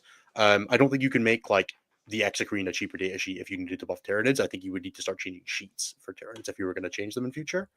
I think Um, Death Guard should probably have the contagion changes that exist in Plague Company just rolled into contagions. that is probably true. I would imagine that's just going to happen when the codec comes out for them, but we'll Yeah, but it see. makes stuff like Flybone way less powerful because it Yeah, for has sure. like kind of shit contagions. Thousand Suns definitely catch this, right? Like, I don't think you can make Oh my god. a Yeah. rubric squad more expensive justifiably, but you can definitely make it a little worse. Um, yeah, like I realistically that the Thousand Suns need like datasheet splits. Like the rubrics with bolters and the rubrics with flamers should be a different datasheet, and the flamer should be like 5 points more expensive, and And stuff like that. neither of them should have reroll wounds. Yeah, it should be like the flamer ones get sticky and the bolter ones get reroll hits. Yeah. Yes. There you Bolters go. get reroll hits, reroll ones to hit, and reroll all hits if you're on an objective. That would be much better. I think that should Um, be the Flamers rule. okay, Fuck I don't them. feel like we need punitive. I like Thousand Suns conceptually. I think they should get all his dust back instead of wound rerolls. I actually Um, do think that's true. I would like to see Thousand Suns be a bit more like durable and a lot less like you're gone. I actually think that should also be Death Guard's thing. Like, why are contagions debuffs? To make them tougher. True. Um, Why did Death Guard not just have a feel no pain? So many armies just have feel no pains now. Why have they not gone back and done that? yeah. What sort of buffs will Eldar Codex need to get out of their inevitable mid-table doldrums? I just better players, I guess, dude. I don't know what to tell you. Like I think fucking I think the aspect shrine flip a 6 should be once per turn, not once per game. oh Um, per like so if you take a 10 man, you get two per yeah, turn. you get 2 per turn. Yeah. I And agree. Asserman's thing should be always on. He shouldn't have to use it once per game. I Um, need you to respond to Brian's super chat. I will do it at the end. Oh, Uh, yes, yes, yes. Get your okay. fucking clips ready for when that happens, chat. Okay. What kind of music do y'all like? And is there an album you could listen to without skipping a track? I like lots of different types of music, but the two that I listen to most are like rap and hip hop from the early 2000s and late 90s, and screamo from anywhere from like 2006 to now. My favorite album that I usually listen to in a straight shot is an album called Holy Hell by a band called Architects. Fair. I listen to a lot of like alternative and like pop rock, punk rock stuff mostly, but also a decent amount of like rap stuff. Basically anything you could imagine like the Digimon movie soundtrack or the Arcane soundtrack, right? Like that's kind of the two levels. See, if I had to describe my music taste using a soundtrack, it would be Tony Hawk Pro Skater 2. Potentially, you could also go with like the Transformer soundtrack for me. Yeah, that would work. My favorite album right now is probably still "Use Me" by Paris. But basically anything that by Paris, I can listen to on repeat. I can also listen to any of like the reasonably modern Post Malone albums, full through. I like that quite a lot. I don't know. I have a fairly eclectic music taste. Most of Taylor Swift's like mid-range stuff I can listen to pretty a lot of. Basically anything sort of like 2012 to 2018 for Taylor Swift I could listen to on cooldown. Um, I don't know. I have odd music taste. I also have like I do the thing where I just have like a 900 song playlist that's just every song I've ever listened to and liked. Or like I just add the song to it and then I just shuffle it on random. And it's got like the period where I work in retail. So I've just got like all of the Nice. pop songs from that period that I just like listen to every day are on the playlist and things like that. So like the first like 30 songs are all like Fall Out Boy and My Chemical Romance, and then now it's all like yeah, it's very eclectic. Yeah. Um, okay, what's next? How do you deal with Bridgehead as a melee pressure such as World Eaters? Go for it, Anthony. I've had to answer this question several times, and I've given the same answer every time. I yell at my pairing team while I try and get a three. And That's that a three out of 20 or a 3 out of 5? 3 out of 20. The number three. This many differential points. I'm haul assing to 64. That's what I'm just trying to keep their primary down low enough, just hanging on by my fingernails as squads that cost half as much as mine blow me to shit. Um, so the next best thing that you can do is try and stand on objectives at specifically as world leaders. Like overwhelming majority of melee pressure get shot by Bridgehead and die. Unlucky. Go next. However, World Eaters, in their blessed state as permanently the best melee pressure army, which is a take I obviously mean very seriously and deserve to be interrogated about on Discord for the next week. I'm almost mad that I said that. Yeah, they're so much better than Night Lords, right? That's the only other real option. Of course. World Eaters have the sticky when you die strat, which is fucking massive into Bridgehead, particularly if they've built it greedily and don't have good ways to like move a box, Yeah, get if they out don't of have a box. Tauroxes with cash hands or engineers Yeah, inside them, yeah. yeah, or if you've like built, bulked out the objective so they can't get on it, that shit helps a lot. The one thing Bridgehead doesn't do is move after it shoots. So you can do a lot of just like, please stay off this objective. All right, you're done moving. Nothing else is going to be on this objective. You ready for Shit, Grotma's Fools where they add Bridgehead Fire and Fade? stop that. No. Yeah, so I just kind of like, try to stay in that space. Like, just accept the fact that you're gonna have to go for some like wackadoo fallback lock plays and hope they work.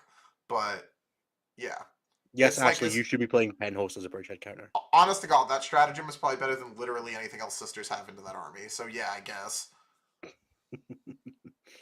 Okay. What would you say are the good aggressive armies and detachments right now? The ones that want to push and make things happen in singles. I think Blood Uh, Angels is very good for that. I think most Gladius Bile. builds are pretty good at that. Bile, Renegade Raiders, Yep. World um, leaders. World Eaters, Orcs. Bridgehead, honestly, is a very aggressive army. Like, Bridgehead does not play a slow game. Bridgehead goes. It's not an aggressive Tactical. melee army, but it is an aggressive army. Tactical, yeah. Solar Spearhead is not an army that sits and waits. Like, most of the armies in the game right now are pretty proactive generally, because Not work. proactivity Not tends work to beam. win.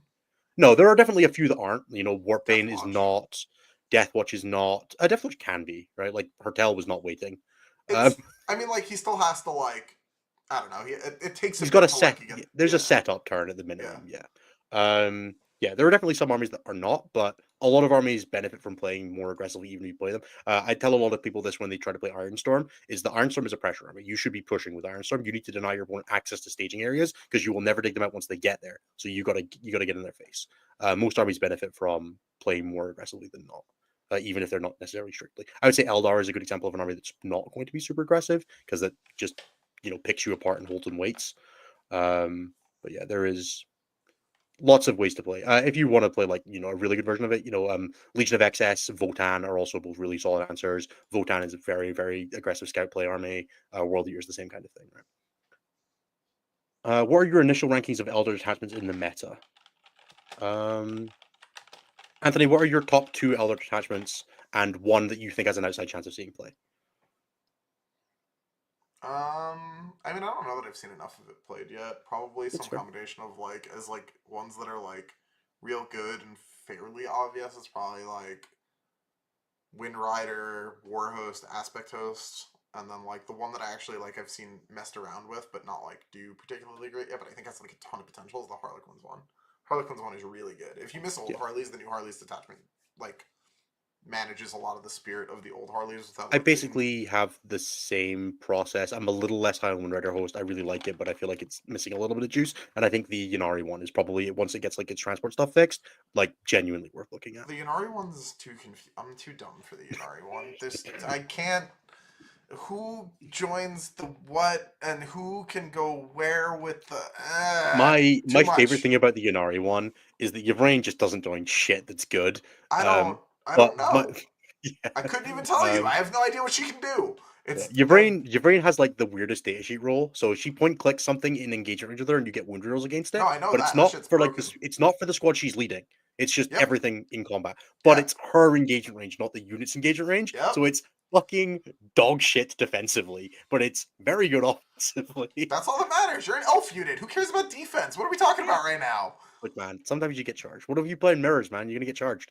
Uh, Maybe. I don't know. That depends. um, yeah, it's quite funny how bad Yanari and Kibai are compared to real ones, though. So I that's I think that there's like Yunari's probably really good, and I want it to be good, but I can't. I look at the detachment, my brain just look. melts, It like does. leaks It out of is my the only ears. Elder army that's capable of holding primary because it can move another unit on after you killed I them. I think that most Eldar detachments are good at holding primary. I think most Eldar players are bad at holding That's primary. also fair. Yeah, you can give Incubi Leader who gives them full wound roll. That shit's wild. Yeah, but you can do that in Dark Ah, Eldar too. Okay, fine. Um, And Paul, I'm not reading that question because of the disrespect. What is it? Tony, what are your hopes for EC8 bound looking guys? Oh. Call me Tony's fucked up, but I'll allow it because it's Paul, and he has the world's grumpiest cat. Bother him about that in Discord. See if you can get him to post a picture. Um, the I think they're cool. I hope they're damage 3. That's basically my entire set of thoughts on them. I hope they're damage 3, and I'm not gonna put any of the cone heads on them. I hope they're damage 1 with way too many attacks. I mean, that would be funny as shit too if they were just like 12 attacks each or something, just Yeah, completely that's ridiculous. what I want. I want to just be like, you know what? Yeah, 8 bound have 5 attacks. We have 12. They're damage 1, AP 4, and just like go. That's what I want. I think that'd be so much funnier. Yeah, lethal 5s, just take saves. Yeah. Like Tyranid warriors on crack. Yep. Okay, are eaters and CSM in general bad into the new elves? We'll let you know once we have any amount of data. I think that it is likely, even, that Eldar players will greed themselves out of all the data sheets that are really fucked up into CSM and Eaters and then die when they play them. Because they're going to be really focused on being like, I can move and move and then move when I move, and after I move again, and move, die. And instead of just being like, the bad guys are gone, and now I don't have to move 47 times because all the bad guys died. That's how I've been building other lists. Yeah.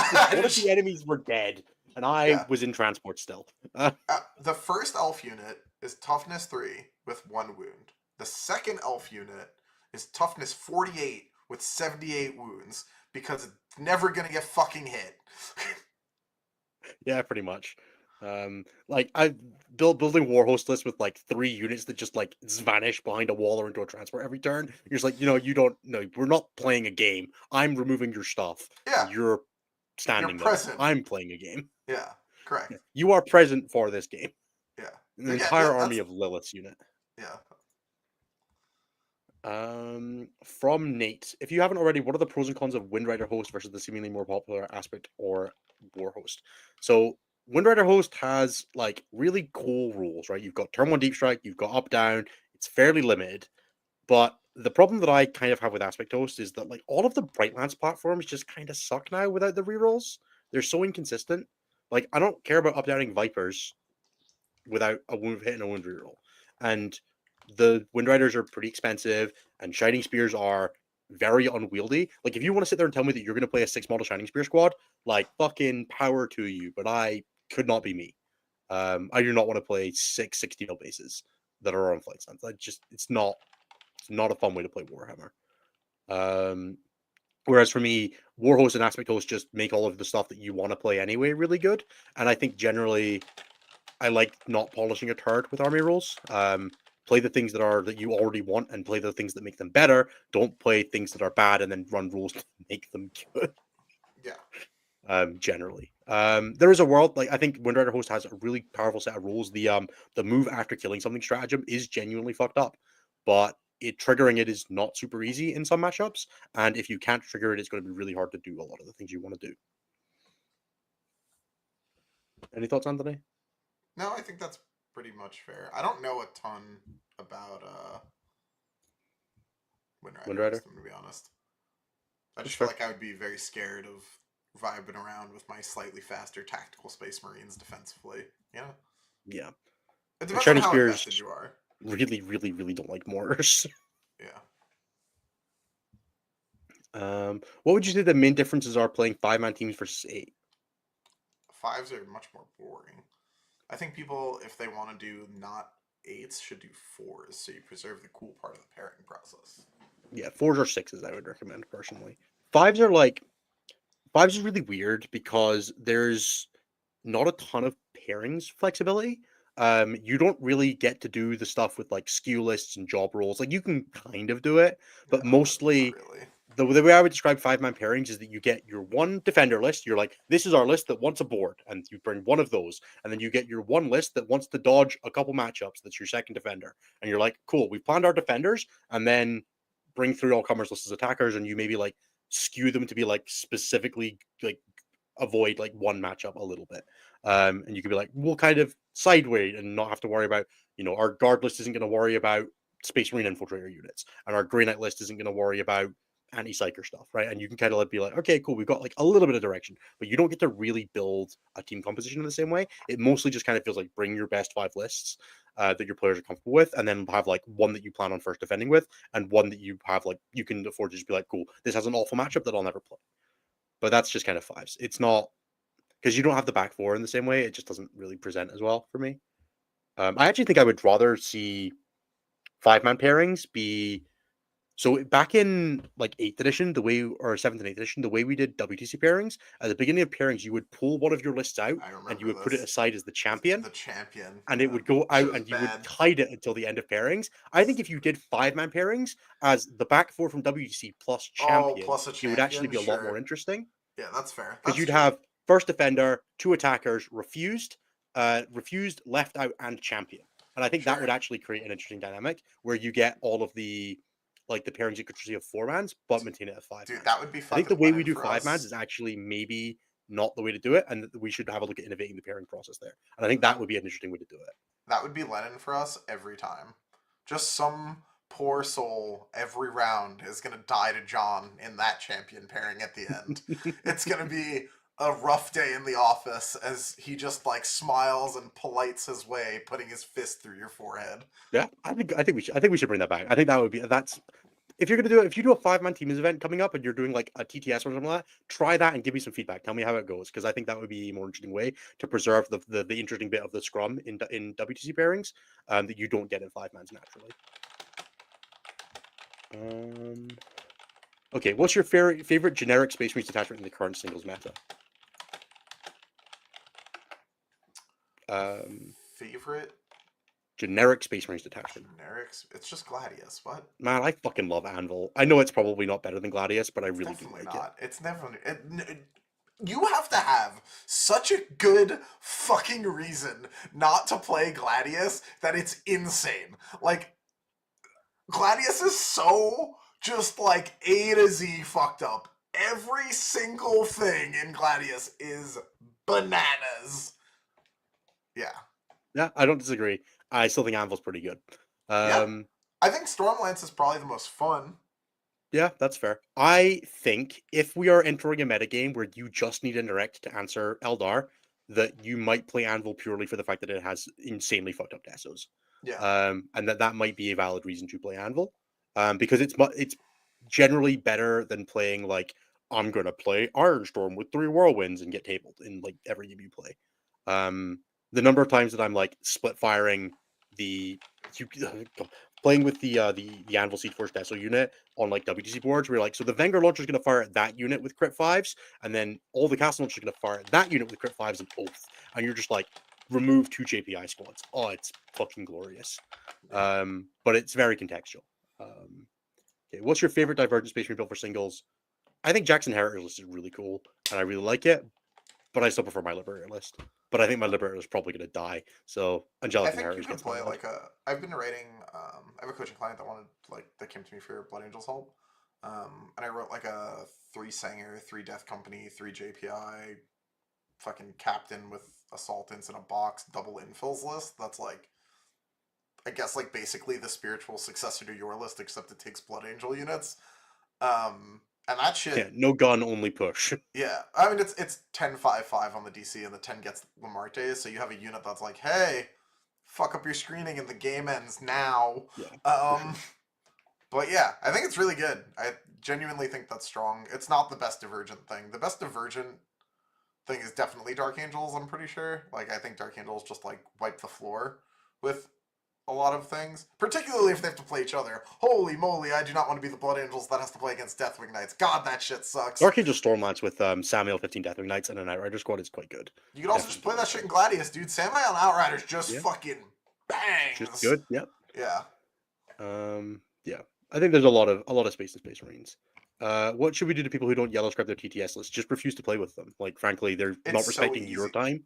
It's so like if easy they're not, now. if people aren't yellow scribing their list, they are not respecting your time or your enjoyment of the game. Fuck them. It's. I used to get it when Yellow Scribe was like, go to the sketchy website, download a program, learn how to make a cipher, download the cipher, decrypt the cipher, send it Yeah, to a Russian man. it's like make your list in new recruit, hit export, use force org. Come on, what are we Yeah, doing? It takes 10 yeah, minutes. yeah. It's really easy I will now. make the one spot building guard lists in in new recruit and then Towers of the Yellow Scribe takes ages, and I can understand people who don't update their list and not, like and use like old versions of scripted models because they changed order and stuff. But like, come on, outside of that, suck it up. Would you go to a local GT if it was scheduled from 9 a.m. to 9 p.m.? Like, yes, but it depends how far away it is. Like, if it's 30 minutes away, yeah, fine, whatever. I would like to be finished earlier, but I'm a fast player. I'll be all right. I've definitely been on the like run the events that I run quickly so people can get dinner and be home at a reasonable time still vibe. Yeah, I generally prefer like 10 till 7 or like 9 till 6, but it's not that worse. It's not that bad. So how was LVO? I think I mostly covered that. I'm looking at going back next year. Ben was a wonderful host, and it was very nice to. I had 1 whole alcoholic beverage the entire time I was in Vegas. It was Wow. great. That's awesome. It was so I nice. definitely would not go back to LVO to play LVO, but I would go to hang out with some folks. But I Um, Aside from play teams or lose, what are some of the better things to do or no playing into Bridgehead? All right, it does not like getting.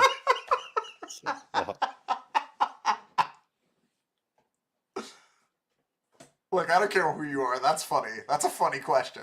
Besides play teams or lose, what do I do against Bridgehead is funny. All right, you can run units with infiltrate. You can play Gene Stealer Call. You can play armies that are capable of handling genes, like handling their horde stuff. Put Reapers in your Space Marine list. Don't just play, Vindicators and Ballistic Dreadnoughts. Um, you can hope that they die of heat stroke mid tournament or freeze to death at Nottingham. Those are definitely valid. You can play Eldar. Uh, Eldar's Yeah. probably pretty good into them if you I build mean, your they list might be. right. Who fucking knows? It really depends on Yeah, like how the Bridgehead react to that. The and thing how with the Eldar, yeah right, is that like Bridgehead's just like general list is really good into a lot of things. If Eldar decide like fuck you to anything specific, they just get to do that. There's yeah. nothing in the game that Eldar can't just be like, you know what? I've had enough of this, and just Eldar be are like going that to be a thing war crime in gone. teams where they're just like, see that thing? I don't play that ever. And then they just Yeah, they put no consideration for it in their list. And they're just like, if you just sit there and you're like, I am never in my life playing against an Ironstorm player and just don't run Fire Dragons. Like, you can build a list that just like destroys non-vehicle lists without yeah, even like thinking. Or you can be like, see those Ironstorm guys? I want all of them every yep, time. And you bring 30 Fire Dragons and Fuego, and you're like, you don't play. Yeah, yeah. Eldar are very adaptable in that sense. So I think Eldar can definitely, but I don't think Bridgehead are, like it remains to be seen a little bit with the new book, but like build a plan for them. Don't stand on objectives you don't have to. Really, don't stand on objectives you don't have to, and run infiltrating stuff. Um, how do you beat an army with a lot of units when you play an army with very few? Kill their stuff with your stuff and don't get hit back, and then kill more stuff with it. Like, use your durability to your advantage. Stand places they can't get multiple units to. Clear areas of the board. Don't try to fight their whole army at once. You've got 3 powerful units. Fight against 3 small units and like draw their attention elsewhere. Split them apart. Don't just let them dictate the tempo at you. The biggest thing with world leaders is that your army is so fast that you don't have to fight like all across the board at the same time. You can just like demolish a zone. Whoop, almost knocked that shit over. Be fast, go demolish another zone. Like being in a place doesn't mean you're out of the fight as world leaders, so take advantage of that. Ben did great, and that's a lie. I had 2 drinks. I did do a shot of tequila with Jack, and I had a vodka and coke one night. Fair enough. So I had 2 whole drinks in Already Vegas. lying. I know, right? It's 100% more than I said. True. What are your top tips for prepping a tournament you're traveling to? Um, Bring more socks than you think you're going to need. You will inevitably use a pair extra. yeah. Socks, boxers, stuff like that. Just good to Yeah, have. bring like I would generally recommend 2 t-shirts per tournament day as well, plus like one to change into when you get back. I very frequently change my t-shirt between game 2 and 3 because I am dying of sweat, depending on the time of year. So if you're going to WGC, bring like 4 per day, because Yeah. Jesus Christ, that hall is miserable Dude, sometimes. it's tough. It's tough running at the WTC. Yeah. And Anthony, what's your Quinn's list? I would play 6 boats. I have like a really specific trauma point around not getting to play 6 boats once upon a time. That's Star Weavers or Void Weavers? Star Weavers. Stars. Yeah. Yeah, because they Um, suck units up. yeah, they hoover up dudes and We're not sometimes playing interaction. Stop it. yeah, and stab you back in my boat. Now, You shot are at they me back in Venoms? my boat. Yes. Does Anthony hate Venoms? Also, yes. Different Yeah, they have a form. better invul. Way Still die to a different. grenade. Yeah, way different. Way different. But the first time Um I use a Star Weaver to a grenade, I'm going to stop playing Harlequins. That's basically where I hit. It's like, Can nope, they not doing grenade? it. Huh? Oh, the first time you lose a Star Weaver to Yeah, the first grenade. time I lose a Star Weaver, I thought you they said just the like first bomb time 6 damage on me. I'm just I going to thought be you like, said nope, go, we're yeah. out. I thought you said the first time I use a Star Weaver to grenade. I was like, they can do Oh, what? no, no, no, Um, no, but yeah, no. 6 stars. Maybe they can. Do they not have does the Harlequins not have the I Mortal don't Wound know. strat? Take the 6 stars, put troops in them, and then um, I would take 15 fire dragons so big stuff doesn't kill you, and then kind of just work backwards from there. Take a troop master, take a solitaire, play the Quinn detachment, res your characters when they die. Have a great time. Yeah, the Solitaire standing back up is very funny. I So really like good. Void Weavers, but it really annoys me that they're 24-inch range. Yeah. Um, yeah. And then just be like, no Overwatch, no Overwatch, no Overwatch. Stop playing Warhammer. You don't get to interact. Yep. All right, let me quickly grab the super chats. Okay, KR Quintero says 60 intercessors, the answer to all issues, right? No, but like I think there is a very reasonable argument for a 10 in every Space Marine build, and that you will very rarely be wrong for running 10. There are some detachments that can get away with 10 mans. So if you've got some specific support for them, I really do like 10 with a lieutenant for 225, but there's just so many things in that weight class in Space Marines that you really need AP1 lethal hits for, which I find can be a little difficult. I played a bunch of that in Anvil Siege Force and did quite like it. The one with Architect of War with Ignore Cover was really cool. You can do the wound riddle strategy. I wanted to like really rinse through things, but it's just a little unnecessary. I really do want to try Black Templars list with like 6x5 heavy intercessors, 6x5 intercessors, all with the Feel No Pain, and just be like, so much, just a ton of OC, like just bullying people around the board, but it's not, doesn't really have enough damage. Even if you play it as like no Black Templars, the +1 to wound just doesn't do enough for those data sheets. Yeah. But yeah, it's not bad. That one guy sends $5 and says funding in his new Elder Army. Thank you. Yeah. That will cover Jane Czar's sword. Thank you. I will devote Jane Czar's sword to you, John. Brian Sipe says, "Have NSA get out of my swamp," which is the way you're getting it. So Oh, I have lame. said it. Or Boo. do you want it? Do you want it more Give me a good one. Scottish? Yeah. Is the thing that he says not? What are you doing in my swamp? It's not get out of my swamp. Yeah. It's more I think he asks. I can't do it too loud because my sister is above me sleeping. Fair But enough. is Agravis body playable with Astrobin in the game? Dude, he's only Yes. that scary once. Yeah. Like, yeah, he's gonna like. He's also like.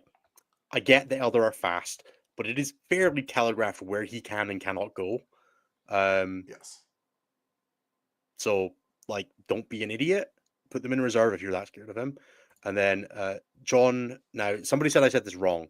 For his surname, John McCardell. John McCardle. McCardle. I would I say think you might have McCardell, just but fumbled a Josh yeah, instead of a John in there. that is entirely possible.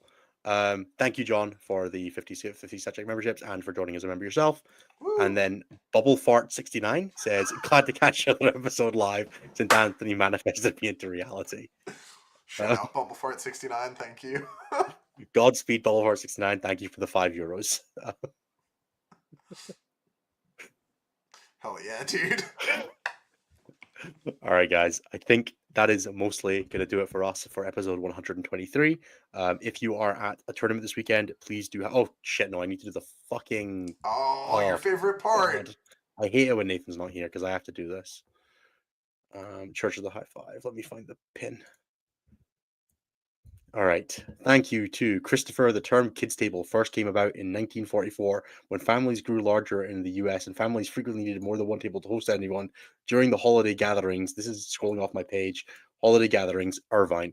Thank you to Willow Weeks. Thank you to Dan F. Thank you to Luke Dan F. McCarthy. Thank you to David Rounded GW Terrain Templates Clark. Actually, no, fuck you, David Rounded GW Terrain Templates Clark. Thank you to Bra Not Gonna NGL, but I'm not Nope, just skip resuming it. that. Just RN. skip it. No cap, just full Ohio, SMH my Ah, head, for real, for real. Thank you to James H. Thank you to Colton Dan F. Miller. Thank you to Fungus. Thank you to John V8 Gang. My rules and interactions aren't broken and overpowered. They're lore accurate, but you can't have the same rules. Thank you to Cam F. Dan Morton. Hog emoji, hog emoji. Thank you to Archon, 1 week closer to Jane's R and the other Codex Rahal. Thank you to Josiah Gathel. Thank you to Tank Commander Frankie. Thank you to Man, I sure do wish I had an elf army right now so I can copy Innis's elves list, Tarada. Thank you to This Space Left Blank. Thank you to Thomas, This Ad Space for Rent Vercoision. Thank you to I'm calling the elf army rule manures because it's a bunch of horse shit. Thank you to Tom H is fair. correct. Thank you to Tom, Chicago Pizza is just a poorly made bread bowl H, which I'm assuming is what the previous commenter is saying is correct. But I'm assuming that Tom just changes that to make, you should change that to something like really out of pocket to make Joel just like really like Really look bad. agreeing with something really bad. Yeah. Thank you to the only way to get Aya to change their high five entries for super heavy walkers to have true line of sight at all times. And thank you to Thanks for the Stats. If you're at a tournament this weekend, please do have the very best of luck. I hope you kick some ass. If you're at ITT, come and say hi. I should still have a bunch of static dice, so come and harass me for one. If you do not give me your name when you introduce yourself, I will not give you a dice. That is just a rule now. Yeah, otherwise, I hope everybody's having a good time. Smash it up, and we shall see you next week. Anthony, anything to finish up with? Just remember that it's cool and proper to care about shit and be passionate about things that are important to you that you spend a lot of time on. And the real losers are the people that are too cool to care about things. That's fair. And I'll see you all on the front lines in Greenland, all right? Godspeed.